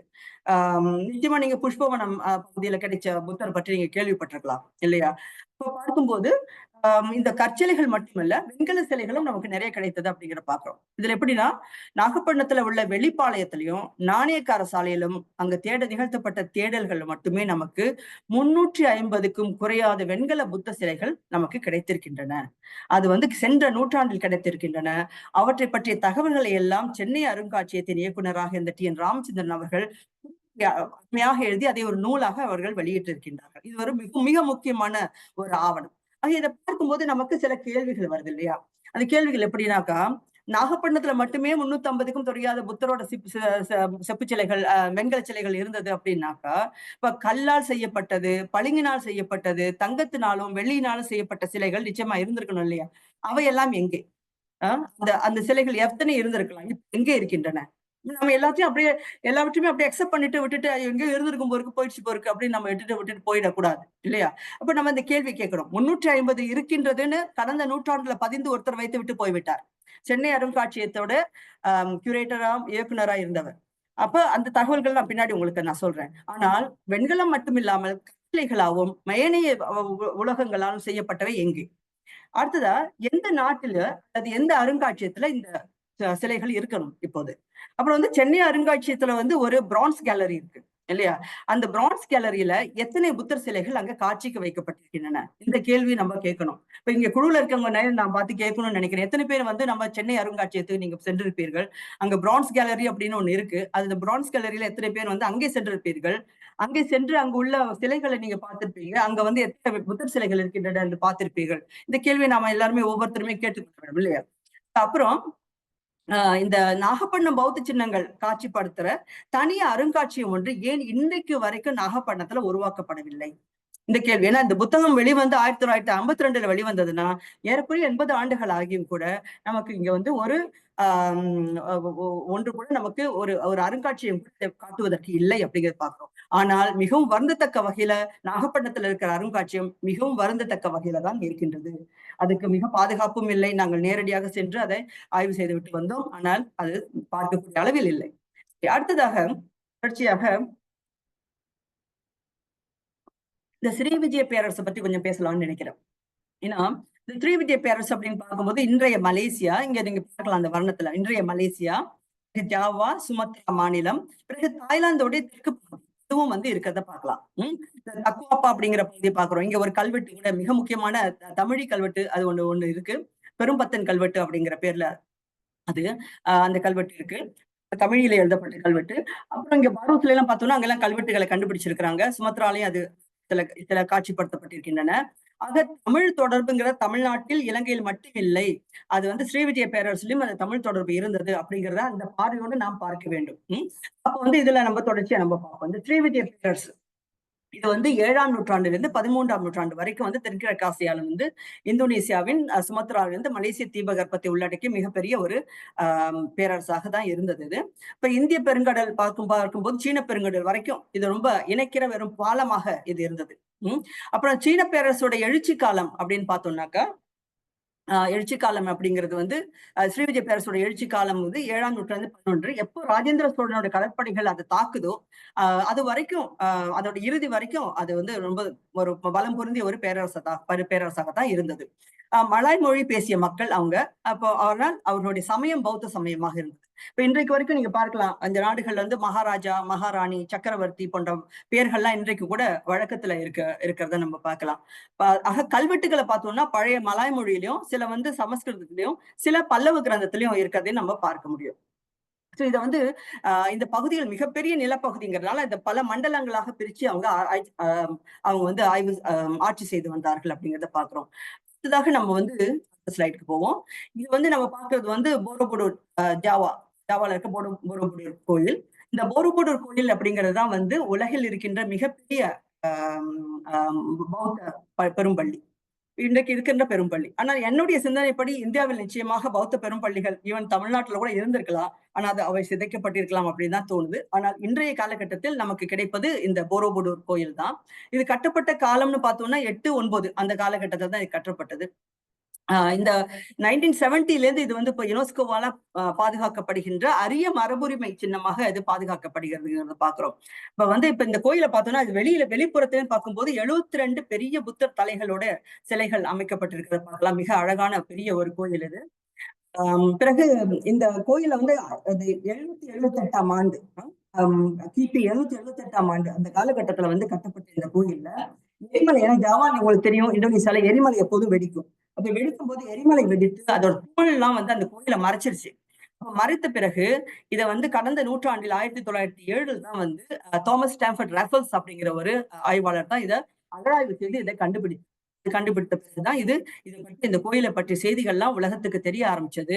அதுக்கு பிறகு இந்த கோயில் இதை சுற்றிலும் இதுக்கு இந்த இந்தோனேசியா மட்டுமில்லாமல் இந்த பிராந்தியம் முழுவதுமே இது எவ்வளவு மிக முக்கியமான ஒரு கோயிலாக இருந்தது அப்படிங்கிற செய்திகள்லாம் நமக்கு தெரிய வருகின்றது.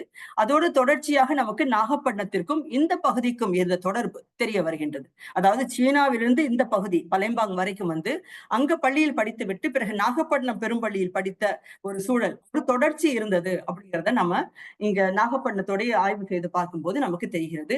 அதனால ஆன்மீக பயணம், வணிக பயணத்தோட ஆன்மீக பயணம் அப்படிங்கிறது இந்த கடல் வழி பயணமாக இருந்தது வந்து பல பௌத்த பிக்குகள் வந்து இந்த காலகட்டத்தில் சொல்றாங்க. விரிவா நான் என்னுடைய கட்டுரையில அதை நிச்சயமா வழங்கியிருக்கேன். ஆனால் அது எல்லாவற்றையும் நான் இப்ப உங்களுக்கு இது பேச்சுல விளக்க முடியாது, குறுகிய நேரமா இருக்கிறதுனால நான் விளக்க முடியாது. இப்ப இந்த காலகட்டத்துல வந்து அதாவது ஸ்ரீவிஜய பேரரசோட புகழ் வந்து மங்குற காலகட்டம் அப்படின்னு நம்ம பார்த்தோம்னாக்கா, இது வந்து அந்த தாக்குதல், அதாவது ராஜேந்திர சோழனோட படை வரும்பொழுதுதான், கடற்படை வந்து தாக்கும் பொழுதுதான் இதோட புகழ் வந்து குறைய ஆரம்பிக்கிறது, ஆட்சி மாறுகிறது அப்படிங்கறதெல்லாம் நம்ம அடுத்த ஸ்லைடுக்கு நம்ம போவோம். இது வந்து இதே மாதிரியே இன்னொரு கோயில் பிரம்பானன் ஜாவால இருக்கு. பிரம்பானன் கோயில் இதே போரோபுடூர் கோயில் போலவே அது இன்னொரு கோயில் அப்படின்னு பாக்குறோம். அடுத்ததாக நான் வந்து உங்களுக்கு சோழ மன்னர்கள், அதாவது நம்ம பிற்கால சோழர்கள் சொல்றோம் இல்லையா, அதை பற்றி நான் உங்களுக்கு ஒரு சில தகவல் வழங்கலாம்னு நினைக்கிறேன். நிச்சயமா உங்களுக்கு எல்லாம் தெரிஞ்சிருக்கும். அதாவது கரிகாலனுக்கு பிறகு, அதாவது பழைய முற்கால சோழன்னு வச்சுக்கோமே, அதுக்கு பிறகு மறுபடியும் சோழ ஆட்சி வந்ததுன்னா அது விஜயாலய சோழன் காலத்துல இருந்தா. சோ விஜயாலய சோழன், ஆதித்ய சோழன், பராந்தகன், அப்புறம் அரிஜயன், கண்டராதித்தன், அரிஞ்சயன், அப்புறம் உத்தமன், அப்புறம் சுந்தர சோழன், ராஜராஜன் ஒண்ணு, ராஜேந்திர சோழன், இதெல்லாம் நீங்க படிச்சிருப்பீங்க. நான் ஒரு ரெஃபரன்ஸ்க்காக தான் நான் இங்க போட்டிருக்கேன் உங்களுக்கு. ஆனால் நான் இந்த நிறம் போட்டிருக்கிறது எதுக்காகனாக்கா, இன்றைக்கு நம்ம பேச போற இந்த சூளாமணி விகாரையோட தொடர்புடையவர்கள் அப்படின்னு பார்த்தோம்னா, முதலாம் ராஜராஜனும் அதற்கு அடுத்து நமக்கு முதலாம் ராஜேந்திர சோழனும் முதலாம் குலோத்துங்க சோழனும் நமக்கு முக்கியமானவர்களாக நமக்கு இருக்கின்றார்கள் அப்படின்னு பாக்குறோம். சரி, அப்புறம் நமக்கு சோழாமணி தான் நம்ம மிக முக்கியமா பார்க்க வேண்டியது சூளாமணி விகாரை அப்படின்னு சொல்ற இந்த கோயிலை பற்றி நம்ம பார்க்க போறோம். இந்த சூடாமணி விகாரை எப்படி கட்டப்பட்டது அப்படின்னாக்கா, சோழ மன்னர்களோட நன்கொடை உதவியோட ஸ்ரீவிஜய மன்னர்களால் கிபி 11ஆம் நூற்றாண்டுல இது கட்டப்பட்டது. சரியா, 1005-6 அந்த காலகட்டத்துல கட்டப்பட்டது. இது நாகப்பட்டினத்துல அந்த கோயில் கட்டப்பட்டது. இதை வந்து அந்த காலகட்டத்துல 2 பள்ளிகளை பத்தி சொல்றாங்க. ராஜராஜ பெரும்பள்ளி அல்லது சூடாமணி பர்ம விகாரை அப்படின்னு ஒன்று, அது ராஜேந்திர சோழ பெரும்பள்ளி அப்படிங்கிற 2 கோயில்கள் கட்டியதை பத்தி அவங்க பேசுறாங்க. இந்த ஆவணங்கள் சொல்றது. இதுல சிறியலைடன் செப்பேடு வந்து நாகப்பட்டினத்துல இருந்த ராஜேந்திர சோழ பெரும்பள்ளி அப்படிங்கிற பேரை தான் அது சொல்லுது. இந்த சூடாமணி விகாரை அப்படின்னு பார்க்கும்போது யார் கட்டினது அப்படின்னு பார்க்கும்போது, இந்த மலேசியால கடாரம் இருக்கு இல்லையா, அந்த கெடா பகுதி, அங்க இருந்த மன்னன், அவன் பேரு ஸ்ரீ மார விஜயதுங்கவர்மன். அவனுடைய தந்தையோட பேர்ல சூடாமணி வர்மன் அப்படிங்கிற அவனோட தந்தையின் பேர்ல தான் அவன் வந்து இந்த கோயிலை கட்டுறான். அதுக்கு வந்து மாமன்னன் ராஜராஜன் அதுக்கு நிலக்கொடை வழங்குகிறார். சோ இது வந்து பார்க்கும்போது ஒரு அழகான சீன பகோடா மாதிரியான தோட்டத்துல இருக்குது அப்படின்னு குறிப்புகளை நம்ம பார்க்க முடியுது. இந்த ஆனைமங்கலம் செப்பேடு கூறுற கிராம நில எல்லையை நம்ம கணக்கிட்டு பார்க்கும்போது அது எவ்வளவு பெரிய நிலத்துல அந்த கோயில் இருந்தது அப்படின்னா நமக்கு ஆச்சரியமா இருக்கு. அதாவது இந்த விகாரைக்கு சொந்தமாக இருந்த நிலப்பகுதி மட்டுமே ஏறக்குறைய 31 வேலி, அதாவது சுமார் 200 ஏக்கர் நில அளவுக்கு மேலான எல்லையை கொண்டிருந்தது அப்படிங்கிறத நம்ம அறிந்து கொள்கிறோம். அதற்கு வந்து கிழக்கு எல்லை, தெற்கு எல்லை, வடக்கு எல்லைன்னு நமக்கு பல செய்திகளை வந்து அந்த செப்பேடே நமக்கு பல விஷயங்களை சொல்லுது. அந்த விஷயங்களை வந்து நான் பிறகு எங்கே நீங்க பார்த்து தெரிஞ்சுக்கலாம் அப்படின்னு நான் சொல்றேன் இல்லையா. அதுக்கு பிறகு இதுல 4 அதுல கோபுர பகுதி இருந்ததாகவும் 4 பக்கங்களை கொண்ட 4 பக்கங்கள் இருப்பது போல நீங்க பாக்குறீங்கல்ல, அந்த மாதிரி இருந்ததாகவும் இந்தோனேசிய தீவுகளான ஜாவா, சுமத்ரா, சீனா கூட சொல்லலாம், அங்கெல்லாம் இருந்த கட்டிட அமைப்பை ஒத்த இருந்தது அப்படிங்கிற வகையிலும் பாக்குறோம். ஆனால் இந்த கோயில் அதாவது ரொம்ப நாளுக்கு பிறகு, அதாவது பௌத்தம் அங்கே இல்லாமல் மறைந்து விட்ட காலகட்டங்கள்ல மிக நீண்ட காலம் கலங்கரை விளக்கம் போல அந்த இடத்துல நாகப்பட்டினம் கடற்கரை பகுதியில இருந்திருக்கு. ஆனா இந்த பௌத்த விகாரையை வந்து பிரெஞ்சு கத்தோலிக்க மத போதகர்கள் இடித்து உடைத்தனர் அப்படிங்கிற செய்தியை நம்ம அறிந்து கொள்கிறோம். ஏன்னா பலருக்கு ரொம்ப காலமா கேள்விகள் இருந்தது, யார் இதை யார் இதை சேதப்படுத்தியிருப்பாங்க, ஆங்கிலேயர்களா யார் அப்படிங்கிற கேள்வி நமக்கு இருந்தது. ஆனா இதற்கு துல்லியமான தகவல்களை வந்து நமக்கு இலியட்டுடைய டாக்குமெண்டேஷன் நமக்கு அது வழங்குது. அதாவது புதுச்சேரியிலிருந்து பணி நீக்கம் செய்யப்பட்ட கத்தோலிக்க குருமார்கள் நாகப்பட்டினத்திற்கு வராங்க. அங்க வந்து சிதலமடைந்து கிடக்கிற சூளாமணி விகாரைக்கு அருகே தங்கி இருக்கிறாங்க. அப்புறம் அவங்க வந்து அப்பகுதியில் தங்கள் கல்வி சார்ந்த செயல்பாடுகளாக இந்த விகாரையை உடைத்துவிட்டு தரைமட்டமாக ஆக்கிவிட்டு அவங்களுடைய கட்டுமானத்தை கட்டணும் அப்படின்னு முயற்சிக்கிறாங்க. ஆனா ஆங்கில அரசு அதுக்கு முதல்ல ஒத்துக்கொள்ளவில்லை. ஆனா பல முயற்சி செய்து பல மாதிரி, அதாவது இந்த இடத்துல வழிபாடு நடக்கல, இந்த இடத்துல ஒரு ஐடல்ஸும் இல்ல, ஒரு சிலையும் இல்ல அப்படின்னு சொன்ன பிறகு ஆங்கில அரசும் அதுக்கு வந்து ஒப்புதல் கொடுக்குது. ஆனால் அதற்கு பிறகு அவங்க இந்த சூடாமணி இதை வந்து உடைத்துடுறாங்க.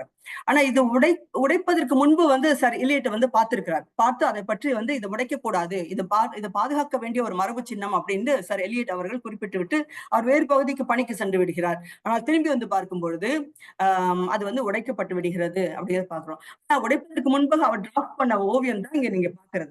அவருடைய ஆவணம் தான் இப்ப நம்ம பாக்குறது. சூளாமணி விகாரை அப்படின்னா இன்றைக்கு எல்லாருக்கும் நமக்கு கிடைக்குதுன்னா அந்த ஒரு உருவம் எப்படி இருந்ததுங்கிறத சொல்றது சார் எலியட்டுடைய அந்த உருவம் மட்டும்தான் நமக்கு இன்றைக்கு நமக்கு இருக்கின்றது அப்படிங்கிறத பார்ப்போம். சரி, இந்த இந்த கிறிஸ்துவ சபை வந்து அதற்கு பிறகு என்ன செய்யறாங்கன்னாக்கா, அந்த பகுதியில் இருக்க அந்த கட்டுமானத்தை உடைத்து அதுல இருக்க சிதலமடைந்த பொருட்களை கொண்டே அவர்களுடைய அந்த கல்லூரியை அவர்கள் வந்து கட்டிக்கொள்கின்றார்கள். அது வந்து அடுத்த ஒரு டாபிக். அதை பத்தி நம்ம ரொம்ப தீவிரமா செல்ல வேண்டாம். ஆனால் இந்த சார் எலியட் பத்தி நம்ம தெரிஞ்சுக்கொள்ளணும். அவர் யாரு அப்படின்னாக்கா, அவர் கிழக்கிந்திய கம்பெனியில வந்து பணியாற்ற வந்து ஒரு பிரித்தானிய அரசோட தொல்லியல் துறை அதிகாரி தான் அவரு. நாணயவியல் துறையெல்லாம் வந்து ரொம்ப ஆய்வு செய்தவர். அமராவதி அகழாய்விற்கு அவர் தலைமை தாங்கியவர். அப்ப வந்து அவர் சேகரித்த அந்த அகழாய்வுல சேர்க்கப்பட்ட அரும்பொருள்லாம் இன்னைக்கு கூட நமக்கு சென்னை அருங்காட்சியகத்திலும் இருக்கு, இங்கிலாந்து இருக்க பிரிட்டிஷ் மியூசியம்ஸ்லயும் வந்து இருக்கிறத நம்ம பார்த்தோம். அவர் வந்து அவருடைய ஆர்டிக்கிள் வந்து edifice formerly known as the Chinese or Jaina pagoda at Nagapattinam, Negapattinam அப்படிங்கிற அந்த ஆர்டிக்கிள்ல தான் வந்து அவர் வந்து இதை பத்தி சொல்றார். சூளாமணி விகாரை அப்படிங்கிற ஒரு ஸ்ட்ரக்சர் ஒண்ணு இருந்தது, அது எப்படி உடைக்கப்பட்டது அப்படிங்கிற விஷயத்தெல்லாம் அவர் வந்து தன்னுடைய நூல்ல சொல்றார். சரி, இப்ப சூளாமணி விகாரை பத்தி நம்ம பார்த்துட்டோம் இல்லையா? அடுத்ததாக நம்ம இந்த நிச்சயமா நமக்கு வந்து தெரிய வேண்டியது வந்து எந்த காலகட்டத்துல இந்த ஆனைமங்கல செப்பேடுகள் வழங்கப்பட்டிருக்கலாம், எந்த காலகட்டத்துல சூளாமணி விகாரை கட்டப்பட்டிருக்கலாம் அப்படிங்கறது வந்து நம்ம தெரிந்து கொள்ள வேண்டியது அவசியம். ஏன்னா இன்றைக்கு நம்ம என்ன நினைக்கிறோம்னா, இப்ப வந்து அங்க ஒரு நீதிமன்றம் இருக்கு, அந்த நீதிமன்றம் தான் வந்து சூளாமணி விகாரை இருந்த இடம் அப்படின்னு கூட சிலர் நினைச்சிட்டு இருக்காங்க.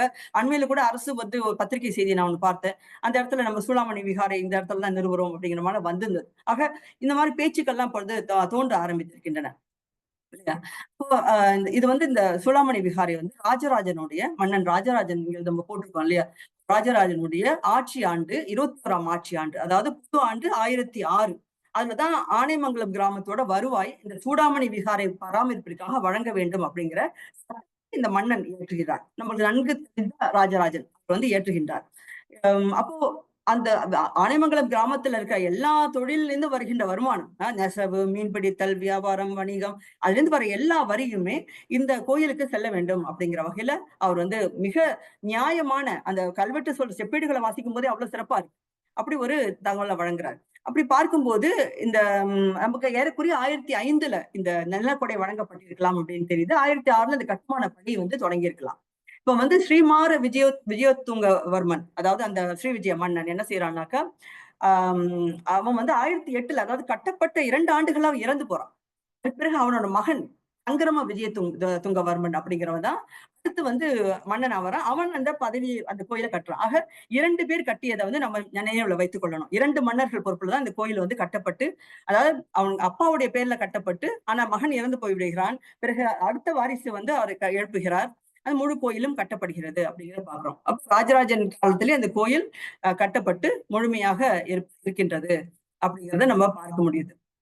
அப்ப இந்த காலகட்டத்துல வந்து நமக்கு பார்க்கும்போது ஒரு 1917 1925 வந்து நமக்கு போர் நடந்தது, அது கடார போர் நடந்ததை பத்தி நம்ம கேள்விப்பட்டிருக்கோம். ஏன்னா ஆரம்பத்துல நல்ல ஒரு ஃப்ரெண்ட்ஷிப் இருந்தது ஸ்ரீ விஜய பேரரசுக்கும் தமிழ்நாட்டில் ஆட்சி செய்து கொண்டிருந்த ராஜராஜ சோழனுக்கும் நல்ல ஒரு நட்பு இருந்தது. ஆனால் இப்படியாக அது மாற்றம் கண்டு ஒரு விரிசல் வந்து அந்த கடார படையெடுப்பு நடந்தது அப்படிங்கிறப்போ அது இன்னொரு டாபிக், அதுக்குள்ள நம்ம போக முடியாது, நேரம் போதவில்லை நமக்கு. ஆனால் நூல்கள் நிறைய இருக்கின்றன, அதை நம்ம வாசித்துக் கொள்ளலாம். இப்போ வந்து நம்ம அடுத்து நம்ம பார்க்க போறது என்னன்னாக்கா, இந்த நாகப்பட்டினம் சூளாமணி விகாரை இருக்கு இல்லையா, அதுக்கு பக்கத்துல இந்த பிரெஞ்சு பாதிரிமார்கள் வந்து அதை உடைச்சு சுத்தம் பண்ணும்போது ஒரு இலுப்பை மரம் ஒண்ணு இருந்திருக்கு. அந்த இலுப்பை மரத்தை வந்து பார்த்து அவங்க உடைக்கும் போது அங்க வந்து கீழ்ப்பகுதியில வந்து வேர்கள் பிடித்து கொண்டு இருக்க அந்த பகுதியை உடைத்து பார்த்தால் அங்க ஒரு செங்கல் கட்டுமானம் இருந்திருக்கு.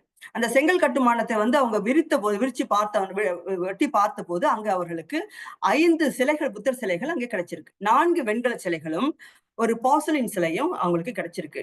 இப்ப அந்த 1871ல அந்த 5 சிலைகளும் வெவ்வேறு இடங்களுக்கு இடமாற்றம் செய்யப்பட்டன அப்படிங்கிறத பாக்குறோம். எங்க தனியா இருக்கு. ஃபாதர் கேரியோன் இன் பாரிஸ்ல இருக்கிற ஃபாதர் கேரியோனுக்கு ஒரு சிலை கொடுத்துட்டாங்க. அகாடமி ஆஃப் செயின்ட் குவிண்டின் பிரான்ஸ்ல இருக்கிற அங்க இதுக்கு 3 சிலைகளை கொடுத்துட்டாங்க.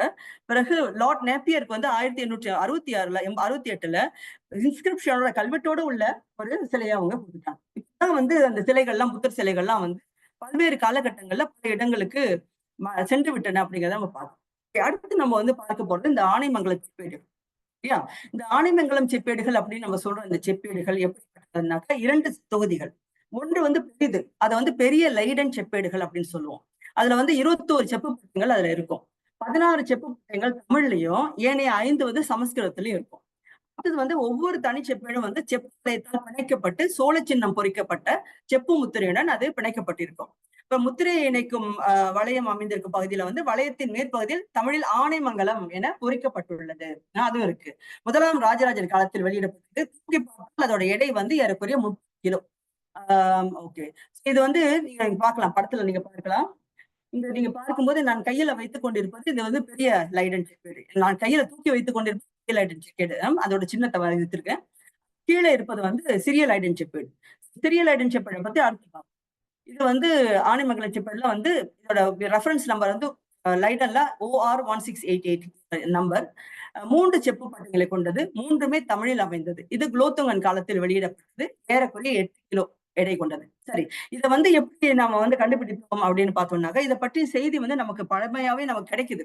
எபிகிராபிகா இண்டிகால 1934 வந்து அங்க இருக்கின்ற ஆய்வாளர் சொல்லி சுப்பிரமணியன் அவர்கள் அதை வந்து அப்படியே ஆங்கிலத்துல வழங்கினதை வந்து நம்ம பார்க்கிறோம். இல்லையா? இந்த செய்திகள்லாம் அறிந்து நான் வந்து இதை நேரில் சென்று பார்க்க வேண்டும் அப்படின்னு சொல்லிட்டு நெதர்லாந்துக்கு சென்றோம். அப்ப நானும் மிஸ்டர் கௌதம் சன்னா அவர்கள் 2 பேருமா இந்த பகுதிக்கு சென்றோம். அது வந்து எங்க வீட்டில இருந்து, எங்கள் லியன்பர்க் வீட்டில இருந்து ஏறக்குறைய 700 கிலோமீட்டர் அதுக்கு வந்து சாலையில பயணம் செய்யணும்.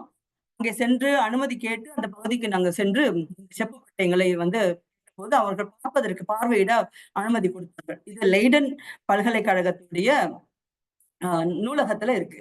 இந்த செப்பு பட்டயங்களை நீங்க பார்க்கலாம். ஒவ்வொன்றும் எவ்வளவு பெரிதாக இருக்கு அப்படிங்கறத நீங்க பார்க்கலாம். மிக சுலபமாக கையில் தூக்க முடியாது. இரும்பு வளையத்தில் அந்த செம்பு வளையத்தில் வைக்கப்பட்டிருப்பதை நீங்க பார்க்கலாம். இரண்டுமே வந்து பெரிய லைடன் செப்பேடு, கீழே இருப்பது சிறிய லைடன் செப்பேடு. இல்லையா? இப்ப எபிகிராபிகா இண்டிகால இது வந்து 1933, 34 இதை பற்றிய செய்தி வந்து வருது. இப்ப இது வந்து ஏன் ரொம்ப முக்கியமானது அப்படின்னு வரலாற்று ஆசிரியர்கள் எல்லாம் கருதுறாங்கன்னா, இதுதான் சோழ பரம்பரையை, குரோனாலஜின்னு சொல்லுவோம்ல, அந்த சோழ பரம்பரையை நமக்கு விளக்குகின்ற ஒரு முக்கியமான ஆவணமாக இந்த செப்பேடுங்கிறது அமைகின்றது அப்படிங்கறதுனால இதை வந்து நம்ம சொல்றோம். இதுல வந்து இந்த செப்பேடுகள் வந்து எப்படி நெதர்லாந்துக்கு போனுச்சு, அதாவது தமிழ்நாட்டுல இருந்த சோழர்களோட மிக முக்கியமான இந்த செப்பேடு எப்படி நெதர்லாந்துக்கு போனுச்சு, இதுவும் வந்து நாகப்பட்டினம் சார்ந்த சின்னம் தான். எப்படி போனுச்சுனாக்கா, இது வந்து இந்தியால இருந்து நெதர்லாந்துக்கு கொண்டு வந்தார் புளோரன்டிஸ் கேம்பர் அப்படிங்கிறவர். இப்ப கிழக்கிந்திய டச்சு கம்பெனியின் ஆட்சிக்குட்பட்டிருந்த பட்டாவிய அரசுல, அதாவது இந்தோனேசியால 1713 வரையிலான காலகட்டத்தில் அவர் சமயத்துறைக்கான அமைச்சராக பொறுப்புல இருந்தார். அப்புறம் புளோரன்டிஸ் கேம்பர் வந்து ஹமாக்கர் பரம்பரையில திருமணம் செய்து கொண்டார். அந்த வகையில் இந்த செப்பேடுகள் பேராசிரியர் ஹமாக்கர் அவர்களுக்கு கைவசம் வந்துவிட்டன. அவர் வந்து டச்சு. இப்ப ஆனைமங்கலம் செப்பேடுகள் என அழைக்கப்படுகிற செப்பேடுகள் லெய்டன் பல்கலைக்கழகத்தின் முதல் சமஸ்கிருத பேராசிரியராக பணியாற்றிய பேராசிரியர் ஹமாக்கர் அவர்களிடம் வசம் இருந்தன. இதெல்லாமே நான் நேரடியாக அங்க சென்றிருந்த போது எடுத்த தகவல்கள் தான். அங்க நூலகத்துல தேடி எடுத்து அந்த ரெக்கார்ட்ஸ்ல இருந்து எடுத்த தகவல். இவர் வந்து 1835 காலமாகிறார். இவரது வாரிசுகள் இந்த ஆனைமங்கலம் செப்பேடுகளை கையில வைத்திருக்க கூடாதுன்னு சொல்லி அவங்க நூலகத்துக்கு இதை அன்பளிப்பாக அல்லது கொடையாக அவர்கள் கொடுத்து விடுகின்றார்கள். அதனால பிரைவேட் ப்ராப்பர்ட்டிங்கிறது இப்பொழுது வந்து ஒரு நேஷனல் ப்ராப்பர்ட்டியாக ஒரு பாதுகாக்கப்படுகின்ற மிக முக்கியமான ஒரு சான்றாக அது வந்து விடுகின்றது. லைடன் நகரம் ஆம்ஸ்டர்டாம் பகுதியில தாண்டி நம்ம போகும்போது எப்படி இருக்கும் அப்படின்னா, இதுதான் லைடன் நகரம். இது வந்து நெதர்லாண்ட்ஸ்ல இருக்கின்ற பகுதி, அதாவது வடக்கு தெற்கு பகுதியில இருக்கின்ற ஒரு அழகிய ஒரு சிறிய நகரம். இந்த நகரத்துல வந்து நம்ம வந்து இந்த செப்பேடுகள் எல்லாம் நம்ம இல்லையா, இங்க வந்து இதுதான் யூனிவர்சிட்டி லைடன். இந்த நூலக இந்த பல்கலைக்கழகத்துலதான் இந்த அரிய ஆவணங்கள் சேகரிப்பு பகுதியில தான் இது இருக்கு அப்படிங்கிறது பார்க்கலாம். இதுல வந்து இந்த லைடன் நூலகத்தின் பகுதிகள் நீங்க பார்க்கலாம். நிறைய நூல்கள், நிறைய சிறப்பு ஆவணங்கள், களிமண் செப்பேடுகள், களிமண் ஏடுகள், செப்பேடுகள் இவெல்லாம் நிறையவே இருக்கு. இந்த நூலகத்துல இது மிஸ்டர் கௌதம் சனாவும் அதை தூக்கி பார்த்து ஆய்வு செய்தார்.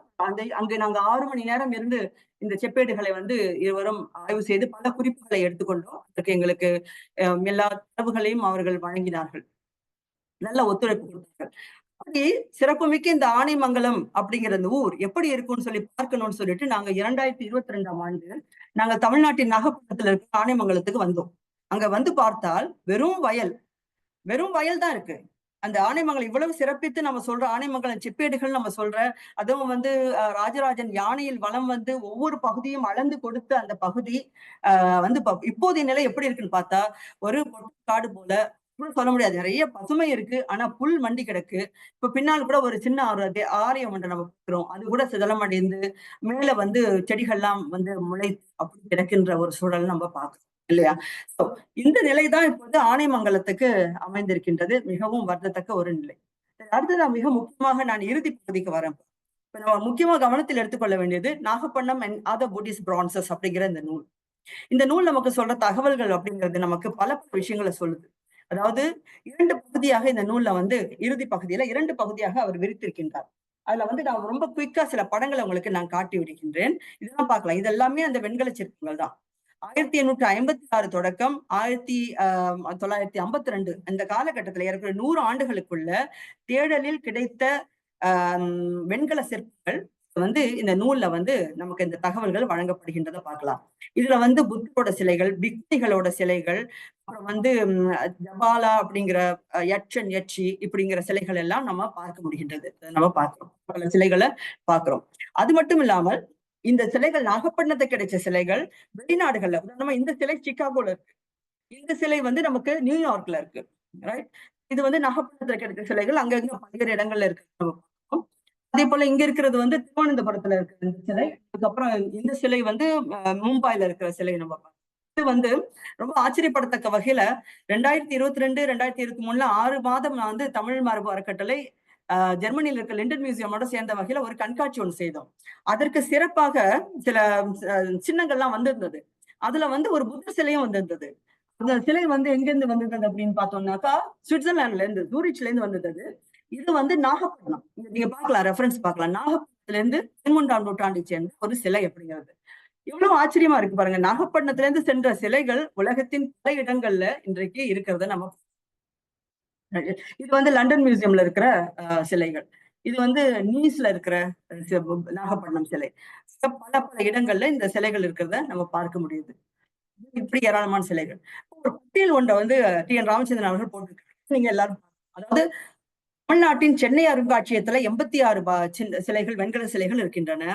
தமிழ்நாட்டுக்கு வெளியே இந்தியன் மியூசியம்ல 60, மியூசியம்ல வந்து 14, நாக்பூர் சென்ட்ரல் மியூசியம்ல 6, பங்களாதேஷ் டாக்கா மியூசியம்ல 15, பாம்பே வெயில்ஸ் மியூசியம்ல வந்து 16, பர்மா ரங்கூன்ல 13, கேரளா திருவேந்திரம் கவர்மெண்ட் மியூசியம்ல 3, யூகேல இருக்க பிரிட்டிஷ் மியூசியம்ல 3, மத்திய பிரதேசத்துல இருக்க ஸ்டேட் மியூசியம்ல 3, பெங்களூர்ல 1, ஸ்ரீலங்கால 7, கொழும்பு மியூசியம்ல 7 சிலைகள், ப்ரொவின்சியல் மியூசியம் லக்னோல 10, விக்டோரியா மியூசியம் கராச்சி பாகிஸ்தான்ல 14 சிலைகள், சென்ட்ரல் மியூசியம் லாகூர் பாகிஸ்தான்ல 3 சிலைகள், ஸ்ரீநகர் காஷ்மீர்ல இருக்க மியூசியம்ல 3, பெங்கால்ல 2, பரோடால 3, குஜராத்ல 3, அப்புறம் சார் லூயிஸ் ஃபெரம் கலெக்ஷன் பிரைவேட் கலெக்ஷனுக்குள்ள 1 போயிடுச்சு. அதுக்கப்புறம் கல்கட்டால ஜூலாஜிக்கல் சர்வே ஆஃப் இந்தியால 2 என்றது அப்படின்னு பார்க்கலாம். இப்படி சிலைகள் போனது அவர் கணக்கு எவ்வளவு முடியுமோ துல்லியமா எடுக்க முடிந்த தகவல்களை அவர் நூல்ல அவர் குறிப்பிட்டு விட்டார்.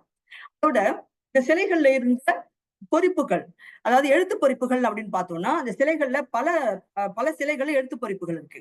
அதுல வந்து பாக்குற போது திருமால் இட்டனர் நாயனார், புத்த பிள்ளையை உயர்கொண்ட நாயகர், மிளகன் நாயகர், சங்காழ்வி நாயகர், நம்பாண்டான் நாயகர், புத்தசிங்க நாயகர், நம்பிப்பிள்ளை நாயகர், புலவர் நாயகர், உலகநாதர் முடியல, பத்திர நாயகர், துறை ஆழ்வி நாயனார், சோழ பெரும்பள்ளி ஆழ்வார், நாச்சி நாயகர், உத்தம நாயகர், உடையார், திரு அரங்க நாயகர், மண்டை பிள்ளை நாயகர், அழகி ஆண்டாள், நங்கை பிள்ளை நாயகர், ஆனந்தர் தேவர், தில்லை, திருவரங்க நாயகர், சொக்கா, கவராண்டி இப்படிப்பட்ட சொற்கள்லாம் அந்த புத்த சிலைகள்லயே கீழே எழுதப்பட்டிருக்கிறத பார்க்கிறோம்.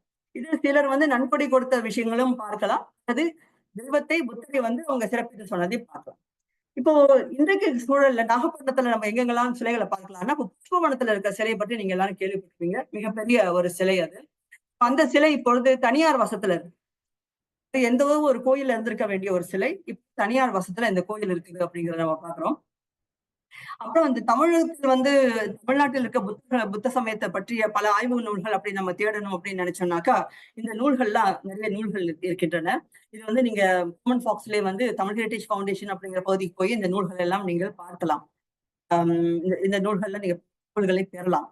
இதோட நான் அந்த பிரசன்டேஷனை ஸ்டாப் பண்ணேன். மிக முக்கியமாக நான் காட்ட வேண்டிய நூல்கள் அப்படின்னு பார்க்கும்போது இந்த ராஜராஜனின் கொடை அப்படிங்கிற ஒரு நூல் வந்து நான் எழுதிய நூல் தான். இதுல வந்து நிறைய நாகப்பட்டினம் பற்றிய தகவல்கள் வந்து இதுல இணைச்சிருக்கிறேன்.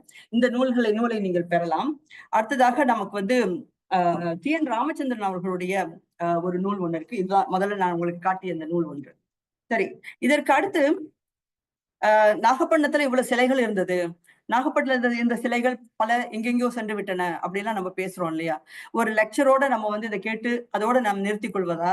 அடுத்து என்ன பண்ணலாம்? அடுத்த கட்ட பணியாக என்ன செய்யலாம்? அப்படிங்கிற ஒரு கேள்வி வரணும். அதுதான் வந்து ஒரு கலந்துரையாடல் ஒன்று நிச்சயமாக ஏற்படணும் அப்படிங்கிறது வந்து மிக முக்கியம். இது வந்து நம்மளுடைய அடுத்த செயல்பாடுகளுக்கு வந்து அது முக்கியமா அமையும். அந்த வகையில வந்து சில கருத்துக்களை வந்து நான் பகிரலாம்னு நினைக்கிறேன். அது ஸ்லைட்ல பார்ப்போம். முதல்ல ஒன்று வந்து தமிழ் மரபு அறக்கட்டளை பன்னாட்டு அமைப்பு, எங்களுடைய அமைப்பு தமிழ்நாடு அரசின் தொல்லியல் துறைக்கு சரிபார்க்க வேண்டும் என்றும் காட்சிக்கு வைக்கப்படாத சிற்பங்கள் காட்சியில் இணைக்கப்பட வேண்டும் என கோரிக்கை கடிதம் அனுப்பியுள்ளோம். இது வந்து நாங்கள் செய்திருக்கின்ற ஒரு விஷயம். தமிழ் மரபு அறக்கட்டளை வந்து இந்த அவர் பட்டியலில் கொடுத்திருக்க 86 வெண்கல சிலைகளும் சென்னை மியூசியம்ல இருக்கிற அந்த வெண்கல பிரான்ஸ் கேலரியில இருக்கின்றதா? அப்படி இல்லை என்றால் அவை எங்கே இருக்கின்றன? காட்சிக்கு வைக்கப்படாத சிற்பங்கள் காட்சியில் இணைக்கப்பட வேண்டும் கேட்டு ஒரு கடிதத்தை வந்து நாங்கள் தொழில்துறை அமைச்சருக்கு நாங்கள் வழங்கி இருக்கின்றோம். தமிழ்நாடு பௌத்தர்கள் சங்க தலைவர் திரு கௌதம சன்னாவும் தமிழ்நாடு அரசின் தொழில்துறைக்கு மேற்காணும் கோரிக்கையும் மற்றும் நாகப்பட்டினத்தில் சோழாமணி விகாரவை அதே பழைய வடிவில் உருவாக்க வேண்டும் என கோரிக்கை கடிதம் அவரும் வழங்கியிருக்கிறார். இது வந்து அண்மையில நடந்திருந்தது. நம்ம செய்ய வேண்டிய அடுத்த பணி என்னன்னா, சென்னை அருங்காட்சியக வெண்கல கேலரி இடர் வந்து பட்டியலை சரிபார்க்க இந்த இருக்கிற அந்த பட்டியலை அவர் புத்தகத்துல ரொம்ப கிளியரா அவர் வந்து கொடுத்திருக்கிறார் பட்டியலை. அந்த பட்டியலை சரிபார்த்தல். பிறகு இந்த Nagapattinam and the other Buddhist பிரான்சஸ் நூலை தமிழாக்கம் செய்து வெளியிடல் வேண்டும். இது ஆங்கிலத்துல அந்த நூல் இருக்கு. அது எல்லோருக்கும் அடைய வேண்டும் என்ற வகையில வந்து இதை வந்து ஆங்கிலத்துல வந்து இருக்கிறத தமிழ்ல வந்து நம்ம மொழிபெயர்ப்பு செய்து அதை வெளியிட வேண்டிய தேவை இருக்கு. பிறகு தமிழ்நாடு முழுமையும் உள்ள கண்டெடுக்கப்பட்ட புத்தர் சிலைகளை பற்றி ஒரு கணினி களஞ்சியத்தை டேட்டா பேஸ்ன்னு சொல்லுவோம் இல்லையா, அது வந்து நம்ம உருவாக்கி இணையத்துல வெளியிட வேண்டிய ஒரு பணி ஒன்று நிச்சயமாக இருக்கு. ஏனென்றால் இப்போ தமிழ்நாட்டின் பல பகுதிகளில் சிலைகள் ஆங்காங்கே நம்ம கண்டெடுக்கப்படுறதை பார்க்கிறோம். ஆக அந்த சிலைகள் எங்கே கண்டெடுக்கப்பட்டன, எந்த பகுதியில இருக்கு, கூகுள் கோஆர்டினேட் இருக்கா அதுக்கு, அது தனியார் உரிமைப்பட்டதா இருக்கா, அல்லது வழிபாட்டில் இருக்கின்றதா, அல்லது உங்களுடைய பேரவைக்கு கீழே அது பொறுப்புல இருக்கின்றதா அப்படிங்கிற கேள்வி எல்லாம் இருக்கு. அதை எப்படி நம்ம சென்ட்ரலைஸ் பண்ணணும்னா அதை வந்து ஒரு டேட்டா பேஸ் ஒன்று கிரியேட் பண்ணணும். அதுக்காக தகவல் களஞ்சியம் ஒன்று செய்யணும். அதற்கான முயற்சி ஒன்று கண்டிப்பாக செய்ய வேண்டிய ஒரு தேவையும் இருக்கு. ஆக இவ்வளவு நுணுக்கமாக நம்ம டி.என். ராமச்சந்திரன் அவர்கள் இந்த நூல் எழுதியிருக்காரு, நாகப்பட்டினம் தி அதர் புத்திஸ்ட் பிரான்சஸ் அப்படின்னு சொல்லிட்டு. இப்போ இந்த நூல்கள் இருக்கிறத பற்றிய செய்திகள்லாம் நமக்கு அதிகம் தெரியாமல் இருந்தது. ஆனா இன்றைய காலகட்டத்தில் நமக்கு இந்த செய்திகள்லாம் நிறைய தெரிய வந்த பின்னரும் நாம அமைதியா இருக்கக்கூடாது நான் நினைக்கிறேன்.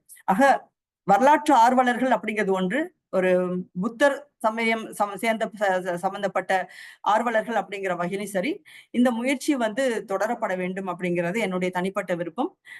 வாய்ப்புக்கு நன்றி. கேள்விகள் இருந்தால் நான் தொடர்ந்து பதில் அளிக்கிறேன்.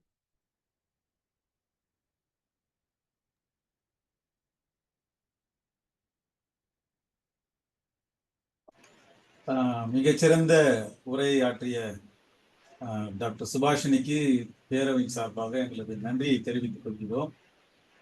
இப்போது கேள்வி நேரம். ஏறக்குறைய இந்த உரையை நேரடியாக இந்த இடத்திலே 60க்கு மேற்பட்டோர் பார்த்து கொண்டிருக்கின்றார்கள், வந்து போய்கொண்டிருக்கின்றார்கள். பேஸ்புக் தளத்திலே இதனுடைய நேரலை ஏறக்குறைய 1000க்கும் மேற்பட்டோர் பார்த்து கொண்டிருக்கின்றார்கள் என்ற ஒரு மகிழ்ச்சியான செய்தியை நான் பகிர்ந்து கொள்கின்றேன். இந்த பக்கத்தில், அதாவது ஜூம் இணையத்தில் இருப்பவர்கள் மட்டும் கேள்வி கேட்பதற்கான வாய்ப்பு இருக்கிறது. எனவே இங்கு இருக்கக்கூடிய தோழர்கள் அருள் கூர்ந்து உங்களுடைய கேள்வியை உரையாக இல்லாமல் கேள்வியாக கேட்கும்படி நான் கேட்டுக்கொள்கின்றேன். சுருக்கமாக உங்களுடைய கேள்வி இருந்தால் விரிவாக முனைவர் சுபாஷினி பதில் சொல்வதற்கு வசதியாக இருக்கும். உங்களுடைய கேள்விகளை கேட்க விரும்புபவர்கள் உங்களது கைகளை உயர்த்துங்கள். அதற்கு பிறகு உங்களுக்கான இணைப்பு வழங்கப்படும். வருண், யார் கேள்வி கேட்கிறாங்களோ அவங்களுடைய ஸ்பீக்கர் வியூ போட்டுருங்க. ஓகே, நாகா சொல்லுங்க, நீங்க அட்மிட் பண்ணிட்டு உங்க கேள்வி கேட்கலாம். அனைவருக்கும் வணக்கம். எனக்கு சொந்த ஊர் வந்து நாகப்பட்டினம். தற்பொழுது விடுதலை சிறுத்தைகள் கட்சியினுடைய மாவட்ட செயலாளராக பணியாற்றி வருகிறேன். இது சார்ந்து வந்து நிறைய விஷயங்கள் வந்து நாகப்பட்டினத்துல அவங்க மேடம் வந்திருந்தாங்க. நானும் அந்த இதுல வந்து புஷ்பவனத்தில் மட்டும் அதுல கலந்துக்கிட்டேன் அவங்களுடைய ஆய்வுல. அதுல நம்ம சட்டமன்ற உறுப்பினர் ஆலூர் ஷானவாஸ் அவர்கள் தான் அதை முன்னெடுத்து அவங்க நிறைய இடத்துக்கு அனுப்பி வச்சாங்க. அதை பாக்குறப்ப அதுல ஒரு விஷயம் வந்து அங்க கீராந்தி அப்படின்னு ஒரு கிராமம் இருக்கு. இப்போ அவங்க சொன்னதுல புத்தர்மங்கலத்துல சிலை இருக்கு. அப்புறம் பாத்தீங்கன்னா புஷ்பவனத்துல சிதைக்கப்படாத சிலை இருக்கு. இப்ப பாத்தீங்கன்னா புத்தர்மங்கலத்துல முகம் சிதைக்கப்பட்டு தலை வெட்டப்பட்டு அந்த ஒரு ஒரு ஒரு இதுல குழியில போட்டு மூடி இருந்தத ஒரு பள்ளம் தோண்டும் போது வெளில எடுத்திருக்காங்க. ஆனா புஷ்பவனத்துல அந்த சிலை எதையும் உடைக்க விடாம அப்படியே இருக்கு. அது ஐயனாரா கும்பிடுறாங்க. கொஞ்ச காலத்துக்கு முன்னாடி இந்த சுனாமி அப்பதான் அந்த இடத்துக்கு பார்த்தோம். சுனாமில வந்து அந்த பகுதிக்கு போகும்பொழுதுதான் புஷ்பவனத்துல வந்து புத்தர் சிலை இருக்கு, இந்த விஷயத்த வந்து வெளில கொண்டு வரணும் அப்படின்னு சொல்லிட்டு அந்த விஷயத்த வந்து நம்ம வந்து ஃபர்ஸ்ட் எடுத்துட்டு வந்தோம். அது என்ஜிஓ மூலமா தான் முதல்ல புஷ்பவனம் அப்படிங்கிற இடத்துல வந்து இருக்கு அப்படின்ட்டு நம்ம அது சொன்னோம். அது மழை பிள்ளையார்னு சொல்லிட்டு இருந்தாங்க ரொம்ப காலமா. அதை என்ன பண்ணுவாங்க அப்படின்னா அந்த புத்தர் சிலையை வந்து இப்படி படுக்க போட்டாச்சு அப்படின்னா மழை வரும், அது திருப்பி போட்டோம்னா மழை வராது அப்படிங்கிற மாதிரிதான் மக்களுக்கு வந்து அந்த புராண கதையை சொல்லியிருக்கிறாங்க, வரலாறு அப்படி சொல்லியிருக்காங்க. அதுக்கப்புறம் தான் நம்ம எல்லாம் போய் பார்த்ததுக்கு அப்புறம் தான் சிலையை வந்து அந்த ஆலமரத்துக்கு கீழே அது உருவாக்கப்பட்டது, மண்டி வைக்கப்பட்டது. அது மாதிரி கீராந்தி அப்படின்னு ஒரு வேளாங்கண்ணிக்கும் மேற்கு பகுதியில கீராந்தின்னு ஒரு கிராமம் இருக்கு. கீராந்தி அப்படின்னா மேக்சிமம் அது பாலி மொழியா தான் இருக்குன்னு நினைக்கிறேன். கீராந்தி அப்படின்னு கிராமம் இருக்கு. அந்த கிராமத்துல முகம் சிதைக்கப்பட்ட அதே அந்த புஷ்பவனத்துல இருக்கிற அளவுக்கான சிலை அங்க இருக்கு. அதை பத்தி நம்ம மீட்டெடுக்கணும் நம்ம சொல்லி இருக்கிறோம். அதுல வந்து முகம் ஃபுல்லாவே சிதைக்கப்பட்டிருக்கு. ஆனா முழு உருவமா இருக்கு, முகம் மட்டும் சிதைக்கப்பட்டிருக்கு. கீராந்தி அப்படிங்கிறத வந்து மேடம் வந்து அந்த அந்த கிராமத்தையும் அடுத்த முறை வரும்பொழுது ஆய்வுக்கு உட்படுத்தணும். அப்புறம் பாத்தீங்கன்னா நாகப்பட்டினத்துல வந்து அந்த காரநோயகர் சுவாமின்னு ஒண்ணு கோயில் இருக்கு. அதுல இன்னைக்கு ஃபர்ஸ்ட் மேடம் சொல்லும் பொழுது அந்த சூடாமணி விகார் இருந்த இடம் அதுன்னு தான் சொல்றாங்க. காரநாயகர் சுவாமின்னு சொல்லிட்டு மொத்தம் 11 சிவாலயங்கள் இருக்கு நாகப்பட்டினம். அந்த கோயிலை சுத்தி தலைமைப்பிடமா அந்த இடம் இருந்திருக்கு. ஆக்சுவலா பாத்தீங்கன்னா அந்த 11 இடமும் வந்து புத்த விகாரா தான் இருந்திருக்கணும். ஏன்னா அது வந்து சிவாலயம் மாற்றப்பட்டிருக்கு. அந்த சீன அந்த கட்டிட வடிவமைப்பு படி அதை சுத்திலும் அப்படியே இருக்கு. 11 சிவாலயங்கள் இருக்கு. சென்றா வந்து பாத்தீங்கன்னா கிழக்கு பகுதியில அந்த காரநாயகர் சுவாமி கோயில் இருக்கு. அப்போ அது வந்து புத்த விகாரு அங்கதான் இருந்திருக்கும். அதுக்கு எதிர்த்தாப்புல தான் அந்த கரெக்டா அந்த இது உருவாயிருக்கு, லைட் ஹவுஸ். அதுக்கப்புறம் பாத்தீங்கன்னா ஒரு கிறிஸ்துவ தேவாலயம் ஒண்ணு, அதுக்கு பின்னாடி காரநாயகர் சுவாமி இருக்கும். அப்போ அந்த காரநாயகர் சுவாமி அப்படிங்கிறது தான் வந்து அந்த புத்த மடையாளங்களுக்கு வந்து தலைமைப்பிடமா நாகப்பட்டினத்துக்குன்னு நிறைய பேர் சொல்றாங்க. நம்ம உட்படுத்தணும். அதே மாதிரி நாகப்பட்டினத்தை வந்து மையமா வச்சு ஒரு மிகப்பெரிய ஒரு புத்தர் கோயில் அந்த நம்ம பண்பாட்டு நெறிய மக்களுக்கு புகுத்துறதுக்கு நாகப்பட்டினத்துல ஒரு மிகப்பெரிய புத்தர் ஒரு விகாரம் நம்ம கலப்பு எழுப்பணும் அப்படிங்கறது வந்து நிறைய கோரிக்கையாவே இருக்கு. அதை ஒட்டி நம்ம பயணிக்கணும். அதுக்கு எங்களுடைய நான் வந்து தஞ்சை பௌத்தர் பூர்வீக பௌத்தர் சங்கம் அப்படின்னு சொல்லிட்டு இங்க ஆரம்பிச்சு அதை பணி செஞ்சுக்கிட்டு இருக்கிறோம். ஆனாலும் உங்களோட சேர்ந்து பயணிக்கிறதுல நான் நிறைய விஷயங்கள் உங்களோட கலந்துருக்கேன், பயணிக்க விரும்புறோம். நாகப்பட்டினம் மிகப்பெரிய இந்திய அளவுல உலக அளவுல வந்து பர்மான்னு சொல்றோம் இல்லையா, இங்க இருந்து நிறைய பேர் அங்க பணிகளுக்கு போயிருக்கிறாங்க, பௌத்தர்களாவே போயிருக்கிறாங்க.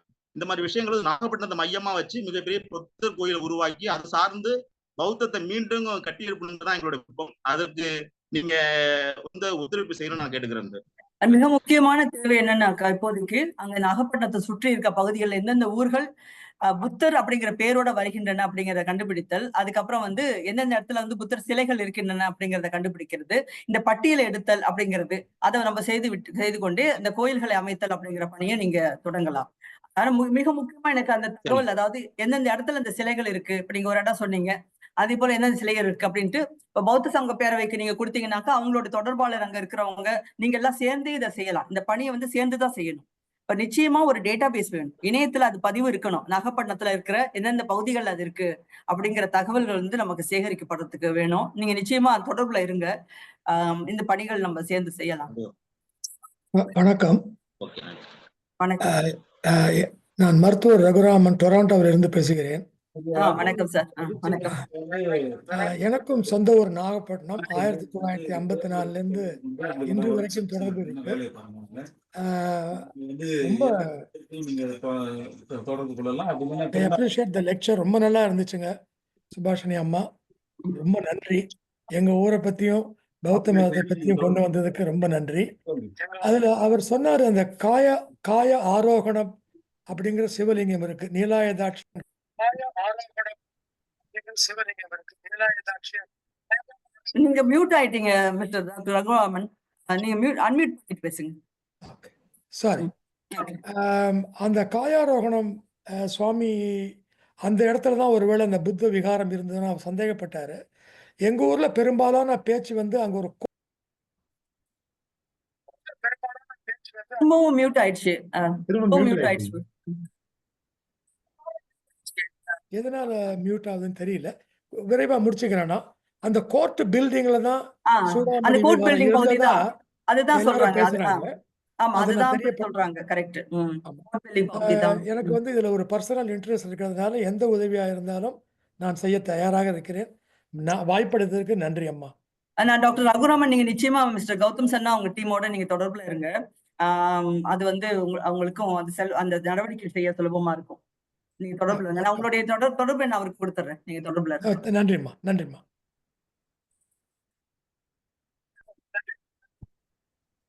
வேற யாருக்காவது ஏதாவது கேள்விகள் இருந்தா கையை உயர்த்திட்டு கேட்கலாம். அன்மியூட் பண்ணிட்டு கேட்கலாம்.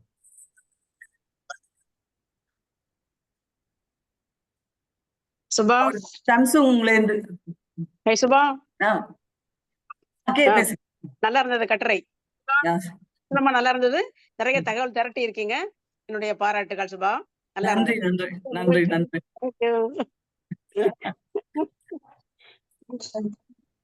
சாம்சங் எஸ்எம்ங்கிறவர் வந்து முதல்ல கை உயர்த்தினாங்க. அன்மியூட் பண்ணிக்கோங்க சார்.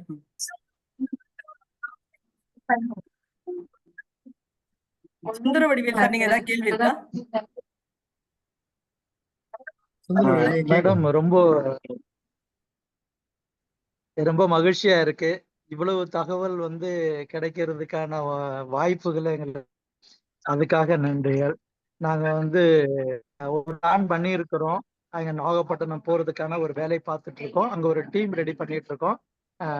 அவரோட நம்ம டீம் அங்க போயிட்டு செக் பண்றதுக்கு உங்களுடைய தரவுகள் எங்களுக்கு மிக உதவியா இருக்கும்னு நம்புறோம். அதோட சேர்ந்துட்டு இன்னொரு சின்ன விஷயம் எனக்கு ஒன்றும் தெரியல. எனக்கு அதாவது 350 சிலைகள் கிடைச்சிருக்குன்னு சொல்லியிருக்கீங்க. ஆனா நம்ம விக்கிபீடியால பாத்தீங்கன்னாக்கா 650 சொல்லி இருக்கிறாங்க. அது உண்மையா இருக்குமா? 650 இல்ல உண்மையா இருக்காது. இருக்குமான்னு தெரியல. ஏன்னா நம்ம புத்தகத்தை தான் விக்கிபீடியா நம்ம ரெஃபர் பண்ணவே கூடாது. ஏன்னா விக்கிபீடியா வந்து நீங்க கொடுத்திருக்க தரவுகள் வந்து அத்தென்டிக். அதுல பார்க்கும்போது நமக்கு கிடைச்சிருக்குது. அதனால நம்ம அதுக்கான வாய்ப்புகள் ஏதாவது இருக்கா? ஒருவேளை எங்கேயாவது விட்டுருக்காங்களா அப்படிங்கறது நம்ம கருத்தில் எடுத்து அப்படின்னு ஒரு தோணுது சார். என்ன தெரியுமா சார், நான் முதல்ல சொல்றேன், இந்த 350 சொல்லியிருக்காங்கல்ல, அதுல சென்னை அருங்காட்சியகத்துல 86 இருக்குன்னு சொல்லியிருக்காங்க இல்லையா? அந்த 86 இருக்கா அப்படிங்கறத முதல்ல செக் பண்ணும் சார். ஃபர்ஸ்ட் திங் அதான். இப்ப ஏன்னா 1952ல அவங்க 86 இருந்தது சென்னையிலன்னு சொல்றாங்க. அந்த 86 இன்னும் இருக்கா அப்படிங்கறத முதல்ல செக் பண்ணணும் சார். அத முதல்ல செக் பண்ணிட்டு, ஏன்னா நம்ம அதை முழுசா நம்ப முடியாது. ஏன்னா அது இருக்கா, எங்க போனுச்சு, எங்க வச்சிருக்காங்க, அலமாரி செல்லருக்குள்ள இருக்கா, இல்ல வந்து காட்சியில இருக்கா அப்படிங்க தெரியாது. அதை முதல்ல நம்ம செய்யணும், முதல் வேலை. அதற்கு பிறகு இப்ப பட்டியல்ல வந்து அயல் நாடுகள் இருக்குன்னு சொல்றாங்க பாத்தீங்களா, அது எங்கெங்க இருக்கு, அதோட முழுமையான 3D புகைப்படங்கள் நம்ம எடுக்க முடியுமா, எடுத்து நம்ம அதை ஒரு கேலரி பண்ணலாம். நீங்க நிச்சயமா அதை ஒரு செய்யலாம். நாகப்பட்டினம் பிரான்சஸ் வெளிநாடுகள்ல இருக்கு. இப்ப நான் அந்த பட்டியல் உங்களுக்கு போட்டேன் பாருங்க. அப்ப நமக்கு அவங்க சர்வே நம்பரோட ரெக்கார்ட் நம்பரோட கொடுத்திருக்காங்க. அப்ப அதை நம்ம படங்களை எடுக்க முடியும். அந்த கேலரி ஒண்ணு பண்ணலாம். நீங்க அந்த மாதிரி செய்யலாம். அதுக்கு பிறகு நம்ம கோரபுதரை பத்தி நீங்க சொன்ன தகவல்கள் வந்து ரொம்ப சிறப்பா இருந்தது. அத நேரடியா பார்க்கும்போது அது வந்து நம்மளால யோசிச்சு கூட பார்க்க முடியாது. அத்தனை சிலைகள் இருக்கு. ஒவ்வொரு ஆமா. படிகள் நீங்க ஏறும் பொழுதும் 72 பல புத்தருடைய ஆயிரம், சிலைகள், ஆமா, பெரிய பெரிய சிலைகள். பல அதுல வந்து பல சுத்திலும் 1000 சிலைகள் இருக்கு. 1, 2 ஆமா, எல்லாம் ஆமா. இல்ல. பல 1000 சிலைகள் இருக்கு. அத சுத்தி இருக்கக்கூடிய ஊர்கள் எல்லாம் பாத்தீங்கன்னா, சின்ன சின்ன கிராமங்கள்ல உள்ள போக போக நம்மளுக்கு வந்து அவ்வளவு விஷயங்கள் இருக்கு. இது எந்த அளவுக்கு ரொம்ப ரொம்ப சிறப்பா இருந்தது. அத நீங்க அப்படியே கண் முன்னாடி கொண்டு வந்திருக்கிறீங்க. அது திருப்ப ஞாபகம் வருது. அதெல்லாம் போய் பார்த்துட்டு வந்ததெல்லாம் இன்னும் ஞாபகத்துல இருக்கு. 3 முறை அங்க போயிருக்கிறோம். அத ஓ! பார்த்து அவ்வளவு நன்றி. சந்தோஷத்துல 3 முறை போயிருக்கேங்க. ஓகே. ரொம்ப அருமையான இடம். இத எல்லாருக்கும் வந்து தகவலா குடுத்ததுக்கு இன்னும் சந்தோஷம். முடிஞ்சா நம்ம குரூப்ல இருந்து அங்க வந்து டூர் போகணும். அந்த மாதிரியான ஒரு சிறப்பு வாய்ந்த இடம் அது. ரொம்ப நன்றி மேடம். நன்றி இந்த சார். தகவல்கள வச்சு நாங்க அடுத்த நிலைக்கு போறதுக்கு சாரோட சேர்ந்து நாங்க அடுத்த அ அ முயற்சி செய்றோம். இந்த தகவலோட சேர்ந்து அடுத்த தகவல்கள நாங்க சேகரிச்சு உங்களுக்கு குடுக்கறதுக்கு முயற்சி செய்றோம். எல்லாரையும் நீங்களே பண்ணணும்னு எதிர்பார்க்க முடியாது. நாங்க உங்களோட சேர்ந்து செய்யறதுக்கு தயாரா இருக்கோம். நன்றிங்க மேடம். நன்றிங்க சார். டாக்டர் கண்ணன் பேசணும்னு கை தூக்கி இருக்காரு. கண்ணன், சுருக்கமா உங்களுடைய கேள்விகளை கேளுங்க. தமிழ்நாட்டின் ஆழ்வார். இல்ல நீங்க நீங்க எடுத்த உடனே குறவலைய புடிச்சு பேசுறான்னா நான் எப்படி பேசுறேன்? நாங்க என்னைக்குமே சுருக்கமா பேசுறதே கிடையாது. சரி, இதுல இதுல என்னன்னா மிக அருமையான ஒரு ஐஷுவா, உண்மையிலேயே வந்து வெரி இம்ப்ரெசிவ்.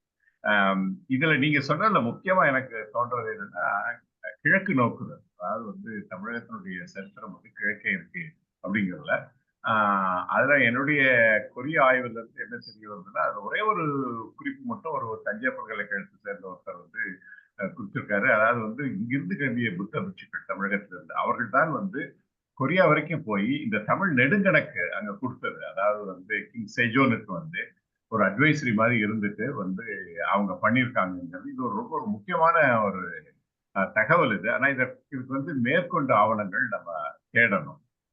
அடுத்து நம்ம தேட வேண்டிய முக்கியமான விஷயம் என்னன்னா, பௌத்த எப்படி பௌத்த ஜாதக கதைகள் இருந்த மாதிரி நம்ம தமிழகத்தில் உள்ள பௌத்த கதைகள், ஓகே, இந்த ஃபோக்லோர் சொல்லுவாங்க. இப்போ வந்து சம்யுக் யூசா அப்படின்னு அந்த கொரிய, இப்ப எங்களுடைய கொரிய ஆய்வுக்கு அனைத்துக்கும் அடிப்படை என்னன்னா வந்து இல்லியோன் அவருடைய சீடர் இவங்க 2 புத்த சன்னியாசிகள் போய் கிராமம் கிராமமா போய் அங்குள்ள அந்த அந்த ஃபோக்லோர் இருக்கு பாருங்க, அதெல்லாம் சேகரிச்சு உருவாக்கின ஒரு நூல் தான் அது. அதுல அவ்வளவு விஷயம் இருக்கு. அதுலதான் வந்து இந்த மாதிரி தமிழகத்துல இருந்து ஒரு பொண்ணு போனாங்கிற விஷயம் அதுக்குள்ள இருக்கு. இப்ப என்னுடைய கேள்வி என்ன, தமிழகத்துல இந்த மாதிரி ஏதாவது கதைகள் இருந்ததா? ஏன்னா நம்ம சொல்லலாம், அதாவது ஸ்ட்ரக்சர்ஸ் அழிச்சிட்டாங்க அப்படின்னு சொல்லலாம். ஆனால் வந்து மக்கள் மனதில் இருக்கக்கூடியதை யாரால அழிக்க முடியாது. அப்ப இந்த மாதிரி கதைகளை வந்து நம்ம தேடி எடுத்து பௌத்தத்திற்கான தடயங்கள் வந்து சைக்கலாஜிக்கலி இப்ப நமக்கு உள்ளுக்குள்ள இருக்கக்கூடிய விஷயங்கள் என்னங்கிறத பத்தி நம்ம வந்து ஈடுபட்டு செய்யணும். இதுல அடுத்து செய்ய வேண்டிய பணிகள் அப்படிங்கிற பொழுது இது ஒரு எனக்கு முக்கியமா படுது. அது எப்படின்னா, நீங்க பொரபட்டூர் சொன்னீங்க. பொரபட்டூர் வந்து உண்மையில அது ஒரு இஸ்லாம் கண்ட்ரி, அது இந்தோனேஷியா. ஆனா இஸ்லாம் கண்ட்ரியா இருந்தாலும் வந்து அங்க கிடைக்கக்கூடிய அது இந்து சிலைகளா இருக்கட்டும், இல்ல வந்து பௌத்த இதா இருக்கட்டும், அதை அவங்க போற்றி பாதுகாக்கிறாங்க. கேட்டா வந்து இது எங்களுடைய பண்பாடு, இது எங்களுடைய ஹெரிட்டேஜ் அப்படின்னு சொல்றாங்க. ஓகே, ஆனால் இந்த ஆட்டிடியூட் வந்து நான் மலேசியால 7 வருஷம் இருந்தேன், மலேசியால கிடையாது.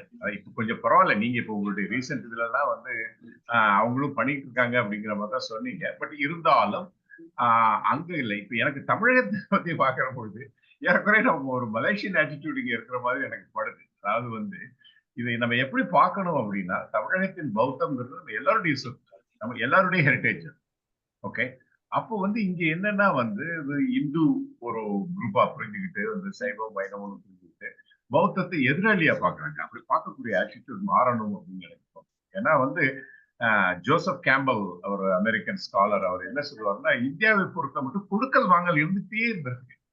ஆதி காலத்துல இருந்தே வந்து கொடுக்கல் வாங்கலோட தான் வந்து இந்தியா வளர்ந்திருக்கு. அப்படிங்கும்போது பௌத்தத்துல இருந்து வைணவம் எடுத்தது எவ்வளவோ.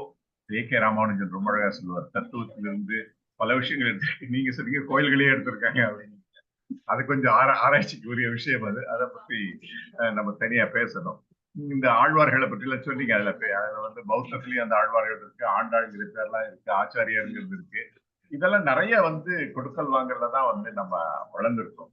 ஆனா நம்ம இதுல ஒரு ரொம்ப கவனமா இருக்க வேண்டியது என்னது அப்படின்னா வந்து இந்த இனிஷியேட்டிவ் நம்ம எடுத்து செய்யக்கூடிய இந்த தமிழக இனிஷியேட்டிவ் வந்து விடுதலை சிறுத்தைகளுடைய முயற்சி அப்படிங்கிற மட்டும் இல்லாம இது பொதுமக்களுடைய ஒரு இதா இருக்கணும்னு என்னுடைய ஆசை. ஏன்னா தமிழகத்தினுடைய சாபக்கேடு என்னன்னா, நம்ம ஜாதியா பிரிஞ்சிருக்கோம், கட்சியா பிரிஞ்சிருக்கோம், அரசியல்ல பிளவுபட்டிருக்கோம். அப்ப என்ன இருக்குன்னா, யாராவது ஒருத்தர் செஞ்சு ஆகணும். அதை ஒரு எடுத்த உடனே என்ன ஆச்சுன்னா, அவனுக்கு ஒண்ணு பட்டம் கட்டி ஒதுக்கிடுறாங்க. அந்த பட்டம் கட்டாம நம்ம இந்த பௌத்தத்தை ஒரு பொலிட்டிக்கலி நியூட்ரல் மூவ்மெண்ட் அப்படிங்கிற மாதிரி எடுத்து போறதுக்கான முயற்சிகளை யோசிக்கணும். அப்படி யோசிச்சா தான் இதை நம்ம மேல எடுத்துட்டு போக முடியும். நம்ம நீங்களும் நம்ம எல்லாம் போய் இந்த விஜயமங்கலம் போனோம். விஜயமங்கலத்துல நம்ம பார்த்தோம், அங்க அந்த ஜீனாலயம் ஜீனாலயம் இருக்கு இன்னும். ஆனா ஜீனாலயத்துல நீங்க இந்த புத்தருக்கு பட்டையடிச்ச மாதிரி அங்கேயும் ஜெயின சிலைகளுக்கு எல்லாம் பட்டையடிச்சு அதை முனீஸ்வரரா தான் வழிபட்டு இருக்காங்க. பட் தவறுன்னு நான் சொல்ல மாட்டேன். அட்லீஸ்ட் கோயில் இருக்கு, அதை ஏதோ ஒரு வழிபாடு நடந்துட்டு இருக்கு. அவளுக்கு யாரும் தெரியல, அவ்வளவுதான். தத்துவங்கள் மாறிட்டு இருக்கு. பையனாருங்கிறதெல்லாம் நிறைய ஜெயின சுவாமின்னு சொல்றாங்க. அந்த மாதிரி நிறைய இருக்கு. இந்த மாற்றங்கள் எல்லாம் கொண்டு மக்களுக்கு ஒரு விழிப்புணர்வு கொடுத்து இதை நம்ம பாதுகாக்கணும். இது நம்மளுடைய காமன் ஹெரிட்டேஜ் அப்படிங்கிறத நம்ம திரும்ப திரும்ப சொல்லணும் அப்படிங்கிறது என்னுடைய வேண்டுதல். சார், நான் மன்னிக்கணும், கேள்வி இல்லை, இது ஒரு வேண்டுதல் தான். ஓகே, நன்றி நன்றி. ஒரு சின்ன கிளாரிபிகேஷன் மட்டும் சொல்றேன். இந்த பேரவைக்கும் விடுதலை சிறுத்தைகளுக்கும் சம்பந்தம் கிடையாது. விடுதலை சிறுத்தைகளுக்கு மட்டும் இல்ல, எந்த கட்சிக்கும் இது சம்பந்தம் கிடையாது. இது எந்த சாதிக்கும் சம்பந்தம் கிடையாது. எல்லா மக்களுக்குமான பௌத்தர்களுக்கான ஒரு அமைப்பு தானே தவிர இதுல சாதி இயக்கம் அல்லது வேற எந்த விதமான வேறுபாடும் இதுல பாக்குறது கிடையாது. பௌத்தர்களுக்கு தங்களை கருதி கொள்கின்ற அனைவருக்கும் இதுல இடம் இருக்குது. அது ஒண்ணு உங்களுக்கு ஒரு கிளாரிபிகேஷன் சொல்றேன். டாக்டர் கண்ணன் அவர்கள் என்ன முதன்முறையா மலேசியாவில பார்க்கும்பொழுது ஒண்ணு சொன்னாரு, நான் போன ஜென்மத்துல அதனாலதான் உங்க கூட ரொம்ப நான் கனெக்ட் ஆகுறேன் அப்படின்னு சொன்னாரு. நான் என்ன நினைக்கிறேன்னா, அவர் போன ஜென்மத்துல புத்த பிக்குல இந்த ஜென்மத்திலயும் பிக்குவா தான் இருக்கிறாரு. காலி போடுறது அவ்வளவுதான். அது போட்டாருன்னா எனக்கு கூட நாங்க பர்மனண்டா வந்துடலாம். அடுத்த கேள்வி யாராவது இருந்தா கேளுங்க. நன்றி. சிவராமகிருஷ்ணன் சார் இருக்காரு, நீங்க ஏதாவது சொல்றீங்களா சார்? வணக்கம் மேடம், வணக்கம். கவனிச்சுட்டு இருக்கிறேன் மேடம். ஒரே ஒரு நம்ம தமிழ் மரபு அறக்கட்டையில தான் இதை கையில எடுக்கணும். ஏன்னா நம்ம கையில எடுத்தோம்னா அது வெற்றி பெறும். அப்படின்னா செல்வகுமார், தஞ்சை தமிழ் பல்கலைக்கழக செல்வகுமார் சார் அகழ்வாய்வு பண்ணுவதற்காக முயற்சி மேற்கொண்டு அது செய்ய முடியாம போயிட்டுது. ஆனா அதை முன்னெடுக்கணும். ஒண்ணு. ரெண்டாவது நமக்கு தமிழகத்தினுடைய புத்த சமயத்தினுடைய மையமாக நாகப்பட்டினத்தை நம்ம எக்ஸ்போஸ் பண்ணணும். ஒரு அறிவுசார் மையம் அந்த மாதிரிலாம் இப்ப நம்ம இருக்கக்கூடிய மாண்புமிகு தமிழ்நாடு முதலமைச்சர் தயாராக இருக்கிறார். இதை நம்ம தமிழ் மரபு அறக்கட்டளையை எடுத்து சென்று ஒரு பெரிய அளவுல ஒரு அறிவுசார் மையமாக நாகப்பட்டினத்தை கட்டுவதற்கான முயற்சியை நம்ம எடுக்கலாம். அது ஒண்ணு எடுக்கலாம். அகழ்வாய்வு ஒண்ணு நடத்தணும். இதுக்கு அடுத்தது நீங்க சொன்ன மாதிரிதான் அங்க இருக்கக்கூடிய நாகப்பட்டினத்தில் இருக்கக்கூடிய புத்த சிலைகள் எல்லாம் நம்ம ஒரு இடத்துக்கு கொண்டு வரணும். அதுக்கடுத்து புத்த ஆவணங்களையும் அங்க இருக்கணும். அந்த மாதிரி ஒரு அறிவுசார் மையமாக, ஏன்னா அருங்காட்சியகம் அப்படின்னு கேட்காம ஒரு சுற்றுலா மற்றும் அறிவுசார் மையமாக மாற்றினால் நம்ம ஒரு பெரிய கருத்தரங்கம் நடத்துறது அது போன்ற இதுக்கெல்லாம் நமக்கு ரொம்ப பயன்பாடு உடையதா இருக்கும். இப்ப நம்ம இருக்கக்கூடிய திராவிட மாடல் அரசு அதுக்கு தயாராக இருக்கிறது. சோ எனவே நம்ம தமிழ் மரபு அறக்கட்டளையை அதை முன்னெடுக்கலாம். சார், எனக்கு ஒரு உதவி என்னன்னாக்கா, இப்ப நீங்க டாக்டர் பத்மாவதி எல்லாம் நீங்க என்ன உதவி செய்யலாம்னா, அந்த டிஎன்பிசி குரூப்க்கு எந்தெந்த கோயில்கள் புத்தர் கோயில்களாக இருந்தவை வேறு கோயில்களாக மாறியது அப்படின்னு சொல்றதுக்கான விஷயங்கள்ல நீங்க உதவலாம். அந்த மாதிரியான சான்றுகள் உங்களுக்கு நீங்கெல்லாம் அந்த துறையில இருக்கிறதுனால உங்களுக்கு நன்றாக தெரியும். இப்ப நம்ம வேப்பத்தூர்ல ஒரு கோயில் ஒண்ணு கட்டிக்கிட்டு இருந்தாங்க. அதை பார்த்தா உண்மையிலே புத்தர் கோயில் தான். அதை அப்படியே மாத்தி வைஷ்ணவ கோயிலா மாத்திட்டு இருந்தாங்க அந்த கோயில. அப்ப எந்தெந்த கோயில்கள்னு ஆதாரபூர்வமா சொல்ற மாதிரியான கட்டுரைகளோ அந்த மாதிரி நம்ம கொடுத்த பிறகு அதன் அடிப்படையில அந்த இங்கெல்லாம் இருந்தது அப்படிங்கறத நிர்ணயிக்கக்கூடிய வழியில கொண்டு போகலாம். அந்த வகையில நீங்க உதவணும் சார். கண்டிப்பா முயற்சி. இப்ப கடலூர் மாவட்டம் முழுக்க பார்த்தோம்னா தமிழிங்க சாருக்கு தஞ்சை மாவட்டத்தை தொகுத்த மாதிரி நான் கடலூர் மாவட்டத்தை தொகுத்து வச்சிருக்கேன். புத்தருடைய சிலைகள், புத்தரோட தொடர்புடைய மற்ற தகவல்கள் எல்லாமே இப்ப என்கிட்ட இருக்கு மேடம். இப்ப அந்த மாதிரி அந்த மாதிரி தொகுக்கலாம். இந்த மாதிரி தொகுத்து நம்ம அதை ஒரு ஆவணப்படுத்தி நம்மளே அதை நம்ம நீங்க இப்ப ராஜராஜனுடைய கொடைகளை பத்தி அந்த மாதிரி நம்ம முயற்சி பண்ணலாம் மேடம். அதுவும் நல்ல முன்னெடுப்பா இருக்கும். சரிங்க சார்.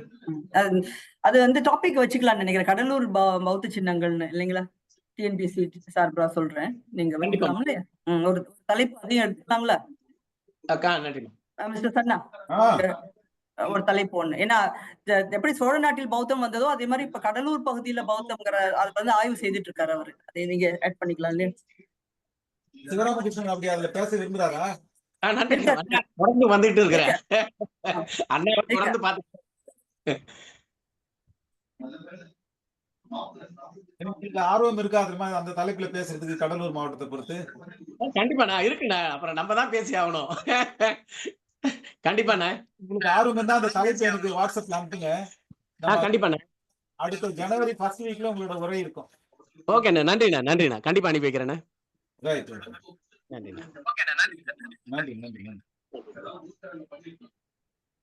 திரும்ப கேள்வி கேட்கணும்னு நினைக்கிறேன். கேளுங்க. சுருக்கமா கேளுங்க எல்லாரும். நிறைய பேர் காத்துட்டு இருக்கிறாங்க. ஹலோ, பேசுங்க சார், பேசுங்க. பேசுங்க.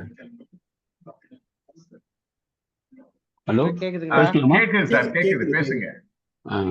அதான் நான் டாக்டர் சுபாஷினி அவங்க கிட்ட பேசணும் மாதிரி இருந்தது. என்னன்னாக்கா, நீங்க கூட சொல்லலாம், உங்களுக்கு தெரிஞ்சவங்க நீங்க சொல்லலாம். இந்த திருப்பதி, காஞ்சிபுரம் இந்த கோயில் எல்லாம் முதல்ல புத்த விகாரா இருந்ததுன்னு நிறைய பரவலா பேசப்படுது. அதுக்கான ப்ரூஃப், ரெஃபரன்ஸ், லிங்க் ஏதாவது எனக்கு கிடைச்சா எனக்கு அனுப்பணும், எனக்கு நல்லா இருக்கும்னு கேட்குறேங்க. வேற ஒன்று. திருப்பதி, காஞ்சிபுரம் கோயில்கள்லாம் இந்த மாதிரியான உரைகள் இருக்குல்ல சார், அதாவது லிங்க்ஸ் அப்படின்னு சொல்றதை விட அதுவும் திரும்பவும் ஒரு டிஸ்கஷன், வாட்ஸ்அப் இன்ஃபர்மேஷன் மாதிரி போகும். இந்த மாதிரி உரைகள் வழியா நூல்கள்ல வர விஷயங்கள் எடுத்துக்கொள்ளும் போது நமக்கு ஆதாரபூர்வமா சொல்ல முடியும். காஞ்சிபுரத்துல இருக்கிற அந்த கோயில் வந்து தாராதேவி கோயில் வந்து அதுதான் காஞ்சிபுரம் காமாட்சி அம்மன் கோயிலா மாறி இருக்குன்னு ஒரு ஆத்தென்டிசிட்டியோட அவர் சொல்றாரு டி.என். ராமச்சந்திரன். அதை நம்ம உறுதியா எடுத்துக்கொள்ளலாம். அந்த மாதிரி உறுதியா எடுத்துக்கொள்ற கட்டுரைகள், நூல்கள் அதை வந்து ரெஃபரன்ஸ் பண்ணா சிறப்பா இருக்கும் சார். அதை பற்றி நூல்கள் பற்றி நான் சொல்றேன். முதல்ல நான் சில லிங்க்ஸ் கொடுத்திருந்தேன், நான் சேட்ல போடுறேன் உங்களுக்கு. அந்த லிங்க்ஸ் எல்லாம் போடுறேன். அதை வந்து நீங்க அந்த சைட்க்கு போனீங்கன்னா அந்த புத்தகங்களை நீங்க ஆர்டர் பண்ணலாம். சின்ன சின்ன விலை தான், எல்லாம் 100 ரூபாய் அதுக்குள்ளதான் இருக்கும். வாங்கி நீங்க ஆத்தென்டிக்கான புத்தகங்கள் அதை வாங்கி வாசிக்கலாம். இப்ப திருப்பதியை பற்றி ஐயா சொன்னாங்க. இப்ப திருப்பதி வந்து எப்படின்னா ஒரு சங்க காலத்துல இருந்து வடவேங்கடம் அப்படிங்கிறது திருமாலுடைய ஒரு கோயிலாகத்தான் வந்து அதற்கான பதிவுகள் எல்லாமே இருக்கு. ஆனா இந்த கான்ட்ரவர்சி வந்து ஸ்ரீ ராமானுஜர் இருக்கிற காலத்திலயும் வந்திருக்கு. அது வந்து அம்பாள் கோயிலா, ஏன்னா அவர் பேர் பாலாஜின்னு சொல்றாங்க, அம்பாள் கோயிலா இல்ல வந்து அது முருகன் கோயிலா இல்ல வந்து அது ஜீனாலயமா அப்படிங்கிற கேள்வி வந்து அவர் இருக்கக்கூடிய காலத்திலேயே வந்திருக்கு. அப்போ உங்களுக்கு தெரியும், இந்தியன் ரிலிஜன் எல்லாமே மிஸ்டிக்கல் ரிலிஜன். அப்ப அவர் என்ன பண்றாரு அப்படின்னா வந்து எல்லா சின்னங்களையும் பெருமாளுக்கு முன்னாடி வச்சு அடுத்த நாள் காலையில வந்து பெருமாள் வந்து எந்த சின்னத்தை தூக்கிட்டு நிற்கிறாரோ அது வந்து அவர் வந்து அந்த சமயத்தை சேர்ந்தது அப்படிங்கிற மாதிரி அவர் வந்து சமணர்களுக்கான இது அது ஒவ்வொருக்கும் ஒன்று உண்டு இருக்கு இல்லையா, சிம்பாலிக்கா.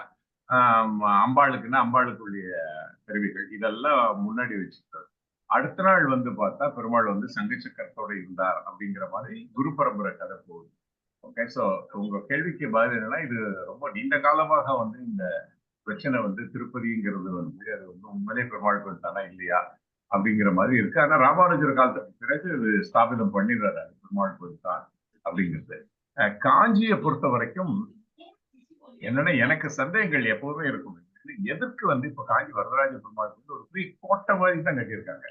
அது ஒரு சின்ன மலைன்னு கூட சொல்லுவாங்க. ஓகே, அப்ப அது ஒரு கோட்டை மாதிரி எதுக்கு கட்டியிருக்காங்க அப்படிங்கிறது ஒரு கேள்வி நமக்கு வருது.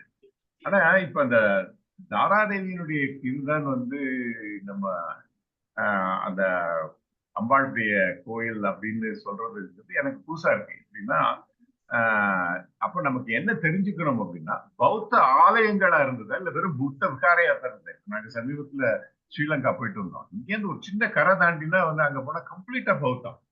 ஓகே, இந்து அடையாளங்கள் குறைவாகவே இருக்கு. இந்த மாற்றம் அங்க எப்படி நிகழ்ந்தது? ஆனா அங்க நம்ம அங்க போற பொழுது வந்து நம்ம கோயில்கள் மாதிரி இல்லை, எல்லாமே புத்த விகாரை. இப்ப புறப்பட்டூர் பார்த்தோம், அந்த மாதிரி இருக்கிற பொழுது இப்ப அத வந்து கோயில வந்து மாத்திட்டாங்கிறது வந்து எனக்கு புரியல. வந்து ஜீனாலயத்தை நிறைய நடந்திருக்கு கண்ணன். அது நிறைய, அது இன்னொரு தடவை நம்ம பேசலாம். நிறைய கோயில்கள் அப்படி மாற்றம் அடைஞ்சிருக்கு. பர்டிகுலர்லி இந்த கோயில் வந்து நாங்க நேரடியா சென்றே பார்த்தோம்.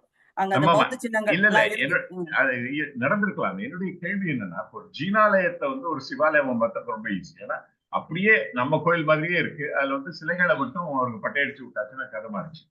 ஆனா பௌத்த கோயில்கள் அப்படின்னு இருந்துதான். ஏன்னா பௌத்த விகாரங்கள் இருந்திருக்கு, பௌத்த அந்த பக்கோடாஸ் இருந்திருக்கு.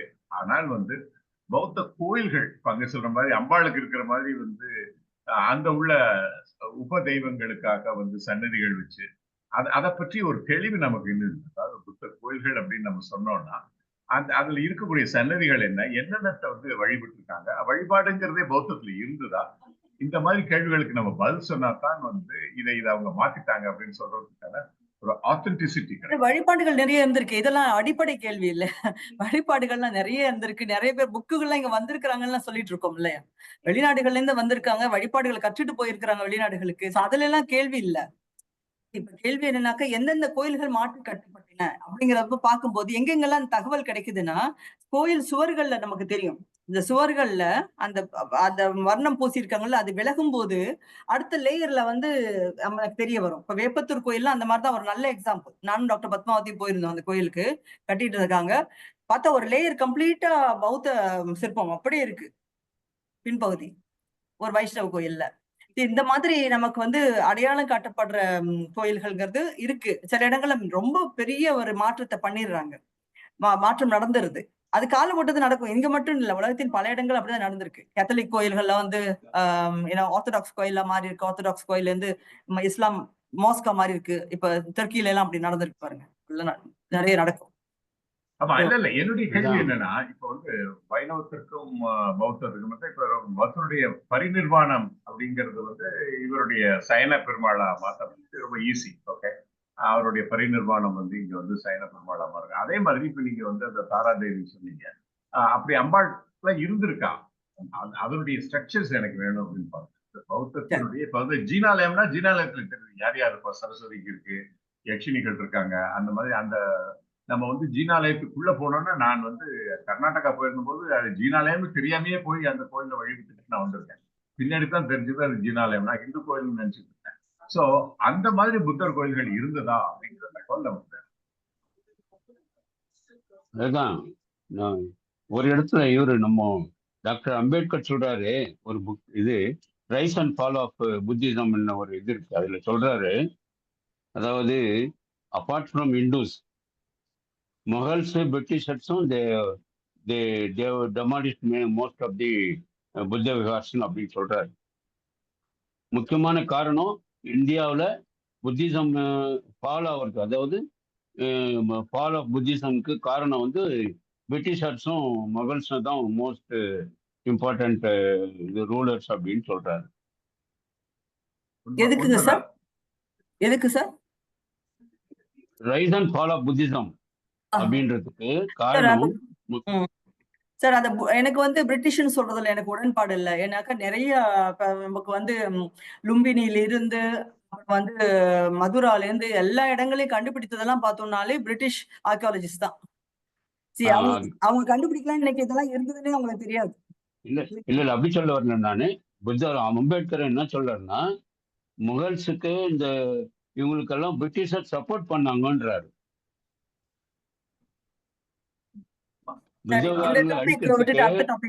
அழிக்கிறதுக்காக முற்பட்ட முகல்ஸுக்கு பிரிட்டிஷர் சப்போர்ட் பண்ணாங்க அப்படின்னு சொல்றாரு அம்பேத்கர். நம்ம அடுத்த கேள்வி போயிடலாமா? ரொம்ப நன்றி, ரெண்டு பேருக்கும் ரொம்ப நன்றி. நன்றி. உங்களுடைய பேச்சு, அந்த ஆவண படங்கள்லாம் ரொம்ப மனச ஈர்த்த மாதிரி இருந்தது. நேரா போய் நாகப்பட்டினத்துல பார்த்த மாதிரி இருந்தது மேடம். ரொம்ப நன்றி மேடம். காஞ்சிபுரமும் நாகப்பட்டினமும் சரிசமமான பௌத்த புகழ்பெற்ற நகரம். ஆனா காஞ்சிபுரத்துல சுத்தமா சோடு தெரியாம அழிச்சுக்கிறாங்க. நாகப்பட்டினத்துல நீங்க காமிச்ச சிலையெல்லாம் இருக்குது இன்னமும். சோ நான் சமீபத்தில் கடந்த மாதம் வந்து 16ஆம் தேதி வந்து அந்த எம்எல்ஏ சகோதரன் வந்து சந்திச்சேன். அவர் என்கிட்ட என்ன கேட்ட கேள்வி, நாகப்பட்டினத்துல இவ்வளோ சிற்பங்கள், இவ்வளோ சிலைகள்லாம் இருக்குது, அதை பத்தி தமிழ்நாடு பௌத்தர் சங்க பேரை வந்து ஒரு லெட்டர் கொடுங்க, நான் வந்து அதை முயற்சி எடுத்து என்ன பலன்னு யோசிக்கிறேன்னு சொல்லிக்கிறேன். ஸோ அதை நம்ம செய்ய போறோம். நம்ம அதுக்கு வந்து உங்க ஒத்துழைப்பு ரொம்ப அவசியம். அப்புறம் அந்த வர 19ஆம் தேதி வந்து நம்முடைய மைனாரிட்டி கமிஷன் மெம்பர் வசந்த் அவர்கள் தஞ்சாவூருக்கு வராரு. இங்க இருக்கிற அந்த நாகப்பட்டினம் தஞ்சாவூர் சேர்ந்தவங்க வந்து ஏதாவது மனு கொடுத்தாங்கன்னா இம்மீடியட்டா நம்ம அதை நடவடிக்கை எடுக்க சொல்லலாம். அது ஒரு ஆக்கப்பூர்வமான செயலா இருக்கும். நன்றி மேடம்.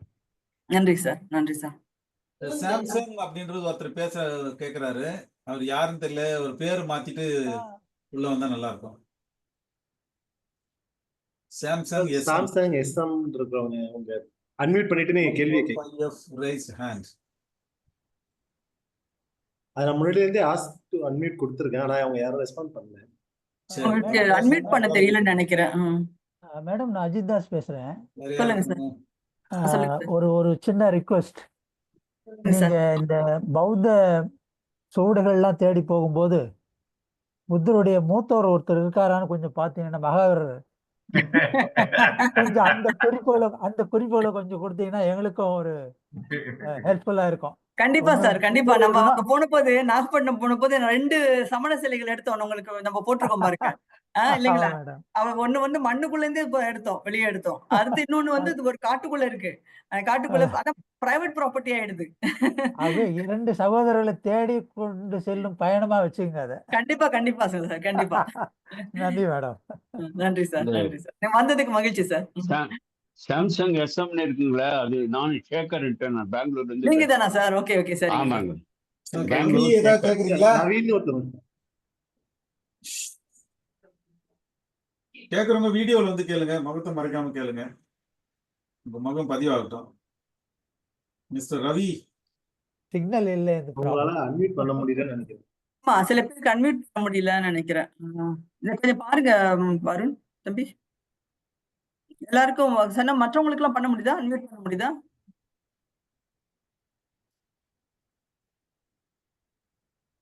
பாக்கியலட்சுமி நீங்க எதுவும் கேட்கலையா? அவருக்கு அன்மியூட் பண்ண சொல்லி கொடுக்குறோம், அவர் எடுக்க மாட்டாரு. வேற யாருக்கு? பாக்கியலட்சுமி நீங்க எதை கேக்குறீங்களா? வணக்கம் தோழர், எப்படி இருக்கீங்க? நல்லா இருக்கீங்களா? நல்லா இருக்க தோழர். சூப்பர். நான் இந்த கட்சி பணிகள் மறுசீரமைப்பு இருக்கிறதால கொஞ்சம் லேட்டா வந்துதான் இதுல நான் கலந்துக்கிட்டேன்.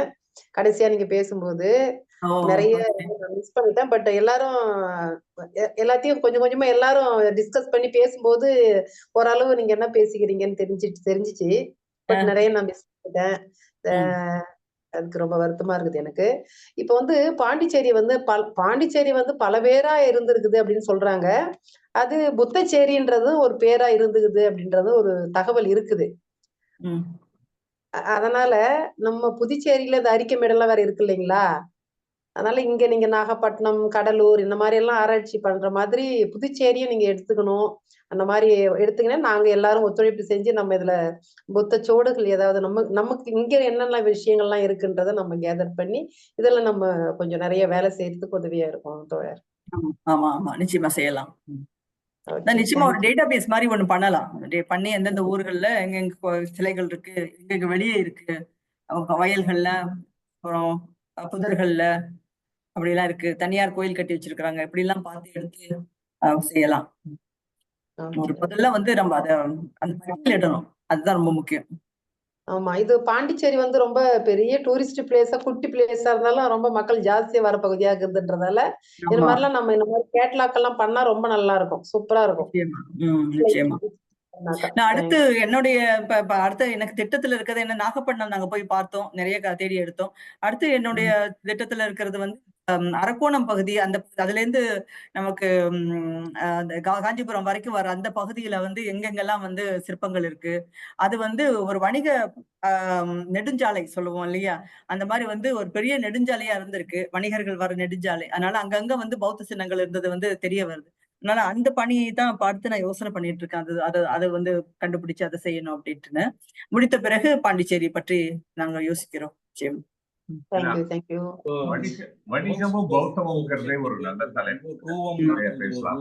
வணிக நெடுஞ்சாலை அப்படிங்கறது நீங்க பாத்தீங்கன்னாக்கா நமக்கு வந்து அந்த வணிக நெடுஞ்சாலை நாங்க மேப் ஒண்ணு வச்சு பார்த்தேன், ரொம்ப அழகா தெரியுது. எல்லா புத்திஸ்ட் சென்டரும் மெயின் டவுன்ஸும் வந்து அதை லிங்க் பண்றது தெரியுது. அப்ப அரக்கோணத்துல இருந்து அந்த பகுதிகள்லாம் இருக்கு இல்லையா, அதுல இருந்து காஞ்சிபுரம் வர ரூட், அதெல்லாம் எத்தனை புத்தர் சிலைகள் இருக்கு, எங்கெங்க கிடைச்சிருக்கு, இது வரைக்கும் அடையாளம் காணப்பட்டவை, அதெல்லாம் பார்த்து நம்ம செய்தோம்னா அந்த நெடுஞ்சாலையை வந்து நம்ம சரியா நம்ம பண்ண முடியும், ஐடென்டிஃபை பண்ண முடியும். அது ஒரு திட்டம் ஒண்ணு இருக்கு எனக்கு. உரத்த சிந்தனை. நிறைவுக்கு வந்துடலாம். டாக்டர் சுபாஷினி, நீங்க நிறைவு கருத்து ஏதாவது சொல்ல விரும்புறீங்களா? சொல்லி முடிச்சுக்கலாம். ஆமா. அதான் திரும்பவும் என்னுடைய ஆதங்கம் என்னன்னா, இப்ப நாங்க வந்து தனியாக தமிழ் மரபு அறக்கட்டளைங்கிறது ஒரு ஆய்வு நிறுவனம். எந்த சமயமும் அப்படின்னு குறிப்பிட்டு இல்லாமல் எல்லாவற்றையும் வரலாற்று விஷயங்களை ஆய்வு செய்யற ஒரு அமைப்பாக இருக்கிறோம். ஆனாலும் இப்ப தமிழ்நாடு பௌத்த சங்க பேரவை செய்யக்கூடிய ஒரு மிக முக்கிய பணியாக நான் என்ன நினைக்கிறேன்னா, இந்த பட்டியல்ல இருக்க இந்த நூல் சொல்ற இந்த 86 வெண்கல சிலைகளையும் நீங்க கட்டாயமாக அது பட்டியலை நீங்க வந்து பரிசோதனை செய்யணும். அதுக்கு வந்து சென்னை அருங்காட்சியகத்துக்கு சென்று ஒரு முறை அங்க இருக்கிற பிரான்ஸ் கேலரிக்கு போயிட்டு இந்த புத்தகத்தையும் கொண்டு போய், ஏன்னா இந்த காப்பி வந்து நமக்கு இப்ப ஆங்கிலத்துல 1, 2 தான் இருக்கு. அந்த மாதிரி எனக்கு வந்து தற்செயலா இது ஒண்ணு கிடைச்சது. ரீபிரிண்ட் வந்ததான்னு தெரியல. கடைசி 2005 தான் வெளியிட்டு இருக்காங்க. 1952 முதல்ல வந்த நூல் இது. ஆக இதை வைத்துக்கொண்டு இந்த கேட்டலாக வைத்துட்டு நம்ம வந்து நீங்க அதை வந்து அந்த பிரான்ஸ் கேலரி செக்ஷனை ஒரு தடவை வந்து செக் பண்ணணும். செக் பண்ணி அதுல எது இல்லையோ அது எங்க இருக்கு, ஏன்னா ரெஃபரன்ஸ் நம்பர் கொடுத்துருக்காங்க, அதை வெளியே எடுத்து வர்றதுக்காக நீங்க ஒரு முயற்சி ஒண்ணு பண்ணணும். இந்த இந்த செய்வதற்கு, ஏன்னா சென்னை அருங்காட்சியகம் பக்கத்துல தான் இருக்கு, நமக்கு சென்னையில தான் இருக்கு இல்லையா? அதனால அது ரொம்ப சுலபமா செய்திடலாம். இந்த பணியை வந்து செய்யணும். அதுக்கப்புறம் இந்த நூலை வந்து தமிழ்ல மொழிபெயர்த்து கொண்டு வரணும் அப்படிங்கிறதும் முக்கியமான ஒரு கடமைன்னு நினைக்கிறேன். அதன் வழியா வந்து நீங்க நாகப்பட்டினத்து பிரான்சஸ் அப்படிங்கறத வந்து தமிழ் பேசுற மக்களுக்கு வந்து இதை வந்து அறிமுகப்படுத்துறதுக்கு ஒரு நல்ல வாய்ப்பா இருக்கும். இது காப்பிரைட் ப்ராப்ளம் இருக்காது, ஏன்னா 1952 வந்த புத்தகம். அதுவும் ஒரு விஷயமா வைத்துக்கலாம்னு நினைக்கிறேன். மற்றபடி வந்து தமிழ்நாட்டின் எல்லா பகுதியிலும் கிடைக்கின்ற இந்த சிற்பங்களை வந்து அடையாளப்படுத்தி அதை வந்து ஒரு டேட்டாபேஸ் கிரியேட் பண்ணி வைப்பதன் மூலமாகத்தான் நாம வந்து அதை அடையாளம் காண முடியும். அது இங்கேருந்து வெளியே சென்று விடாமல் பாதுகாக்க முடியும். அவ்வளவுதான். மிக்க நன்றி. நன்றி டாக்டர் சுபாஷினி. ஒரு சின்ன அறிவிப்பு மட்டும் நான் செய்யணும்னு நினைக்கிறேன். நாங்க இந்த பல்லூருக்கு நாங்க போகும்போது கூவம் என்ற ஒரு ஊரை தாண்டி தான் நாங்க போனோம். சென்னையில ஓடுற கூவம் நதியை வந்து எல்லாருக்கும் தெரியும், மூக்கை வந்து பொத்திக்கிட்டு போற மாதிரி நாத்த அடிக்கிற ஒரு துர்நாற்றம் வீசுகின்ற ஒரு நதியா தான் நம்ம இங்க கேள்விப்பட்டிருக்கோம். ஆனா அந்த நதி தோன்றுகின்ற இடம் வந்து கூவம் என்கின்ற கிராமத்தில் தான் தோன்றி வருது. அதுதான் திருவள்ளூர் வழியா வந்து சென்னைக்குள்ள வந்து கலக்கிற ஒரு நதி. சென்னைக்குள்ள வந்த பிறகு மக்களுடைய அடர்த்தியினால அவர்களுடைய அசுத்தங்களால வந்து அந்த நதி வந்து ரொம்ப சீரழிஞ்சு போயிருக்குது. ஆனா கூவம் என்கின்ற நதி உருவாகின்ற இடம் வந்து ஒரு முக்கியமான பௌத்த தலமாக இருந்த இடம். அந்த இடத்துல கிடைச்ச சிலை வந்து சென்னை அருங்காட்சியகத்துல அந்த சிலையை கூவம் சிலை என்ற பெயர்லயே வச்சிருக்கிறாங்க. ஸோ நாங்க வந்து தமிழ்நாடு பௌத்தர்கள் சங்க பேரவை வருகின்ற ஜனவரி மாதத்துல வந்து நாங்க வெளியிடுகின்ற கேலண்டர்ல அந்த படமெல்லாம் இடம்பெற இருக்கு. தமிழ்நாட்டில் இருக்கக்கூடிய முக்கியமான புத்தர் சிலைகள் அனைத்தும் இடம்பெறுகின்ற ஒரு கேலண்டரை நாங்க வெளியிட போறோம். அதை ஆர்வமுள்ளவர்கள் அதை வாங்கி பயன்பெறலாம். அது மட்டும் இல்லாம நாளைக்கு எங்களுடைய பேரவையினுடைய பொதுக்குழு நடைபெற இருக்குது. மதியம் 2:30 மணிக்கு தொடங்கி ஒரு 6-7 மணிக்கு முடியும்னு நினைக்கிறேன். அந்த கூட்டத்துல தமிழ்நாடு பௌத்தர்களுக்கான விதிமுறைகள் அடங்கிய தொகுப்பு முதன்முறையாக தமிழ்நாட்டு வரலாற்றிலேயே வெளியிடப்பட இருக்கிறது. அதை வந்து தயாரிச்சு நாங்க வெளியிடுறோம். நாளைக்கு இன்னைக்கு பொதுக்குழுல தான் அறிமுகப்படுத்தப்பட்டு அது அரசியலுக்கு கூட பதிவு செய்ய இருக்கிறோம். ஸோ இந்த பேரவை தொடங்கி இவ்வளவு சிறப்பான செயல்களை செய்து கொண்டிருக்கின்ற நேரத்தில் அறிவுத்தளத்திலும் எங்களுடைய காலை பதிக்க வேண்டும், அனைவரையும் அறிவுத்தளத்திற்குள் கொண்டு வர வேண்டும் என்கின்ற நோக்கோடு தான் இந்த கருத்தரங்கம் தொடர்ந்து நடத்தப்பட்டு வருகிறது. அதை அனைத்து தரப்பினரும் பயன்படுத்திக் கொள்ள வேண்டும். பேரவை சேர்ந்தவர்கள் மட்டுமல்ல, வரலாற்று மாணவர்களும் வரலாற்று ஆய்வாளர்களும் பொதுமக்களும் அனைத்து மதத்தினை சேர்ந்தவர்களும் இந்த கருத்தரங்குகளில் கலந்து கொண்டு தெளிவு பெற வேண்டும் என்பதற்காகத்தான் இதை நாங்கள் நேரடியாக வெளியிலே பார்த்துக் கொண்டிருக்கின்றோம். இங்கே பார்த்தவர்கள் போக ஃபேஸ்புக் மூலமாக இது நேரடி ஒளிபரப்பு செய்வதன் மூலமாக சுமார் 1000 பேருக்கு மேல் இந்த நேரலையை பார்த்து கொண்டிருக்கின்றார்கள். அந்த வகையிலே இது ஒரு வெற்றிகரமான ஒரு கருத்தரங்காக அமைந்திருக்கின்றது. இந்த கருத்தரங்கிற்கு நன்றி உரை வழங்கும்படி திரு சுந்தர வடிவேல் அவர்களை அழைக்கின்றேன். அவர் பேரவையினுடைய புத்த சின்னங்கள் பாதுகாப்பு குழுவின் செயலாளராகவும் போதி தொழில் முனைவோர் கூட்டமைப்பினுடைய செயலாளராகவும் இருக்கின்றார். அவரை இந்த கூட்டத்திற்கு நன்றி உரையாற்றும்படி அழைக்கின்றேன்.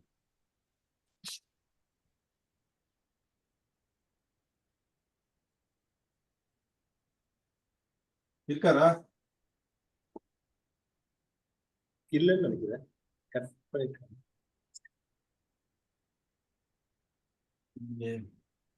சுந்தர வடிவேல் காணாம போயிட்டாரு. இல்ல, நன்றி உரை ஆற்றும்படி பேரவையினுடைய பொருளாளர், தமிழ்நாடு பௌத்தர்கள் சங்க பேரவையினுடைய பொருளாளர்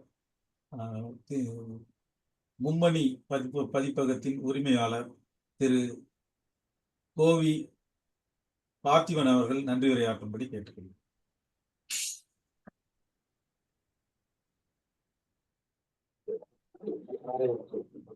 அனைவருக்கும் வணக்கம். இன்றைய கருத்தரங்கு வந்து இரண்டாம் வார கருத்தரங்கு நாகப்பட்டினத்தில் பௌத்த சின்னங்கள் என்ற தலைப்புல வந்து டாக்டர் சுபாஷினி மேடம் வந்து ரொம்ப அருமையாக வரலாற்று தரவுகளுடன் இன்னைக்கு வந்து நிகழ்ச்சி வந்து நடத்தி காட்டினாங்க. இந்த நிகழ்ச்சியில வந்து கலந்து கொண்ட 57 உபாசகர்கள் கலந்துக்கிறாங்க. அதுல வந்து 10 பேர் வந்து வரதும் போறதும், 10 பேர் வெளியே போனா 10 பேர் உள்ள வரும், அந்த மாதிரி இருந்தாங்க. 10 பேர் வந்து கேள்வி கருத்துரை சொன்ன அனைவருக்கும் மற்றும் இந்த நிகழ்ச்சியில் கலந்து கொண்டு சிறப்பித்த அனைத்து பௌத்த உபாசகர்களுக்கும் மற்றும் வரலாற்று ஆய்வாளர் அவர்களுக்கும் என்னுடைய தமிழ்நாடு பௌத்தர்கள் சங்க பேரவையின் சார்பிலே நன்றியினை தெரிவித்துக் நன்றி.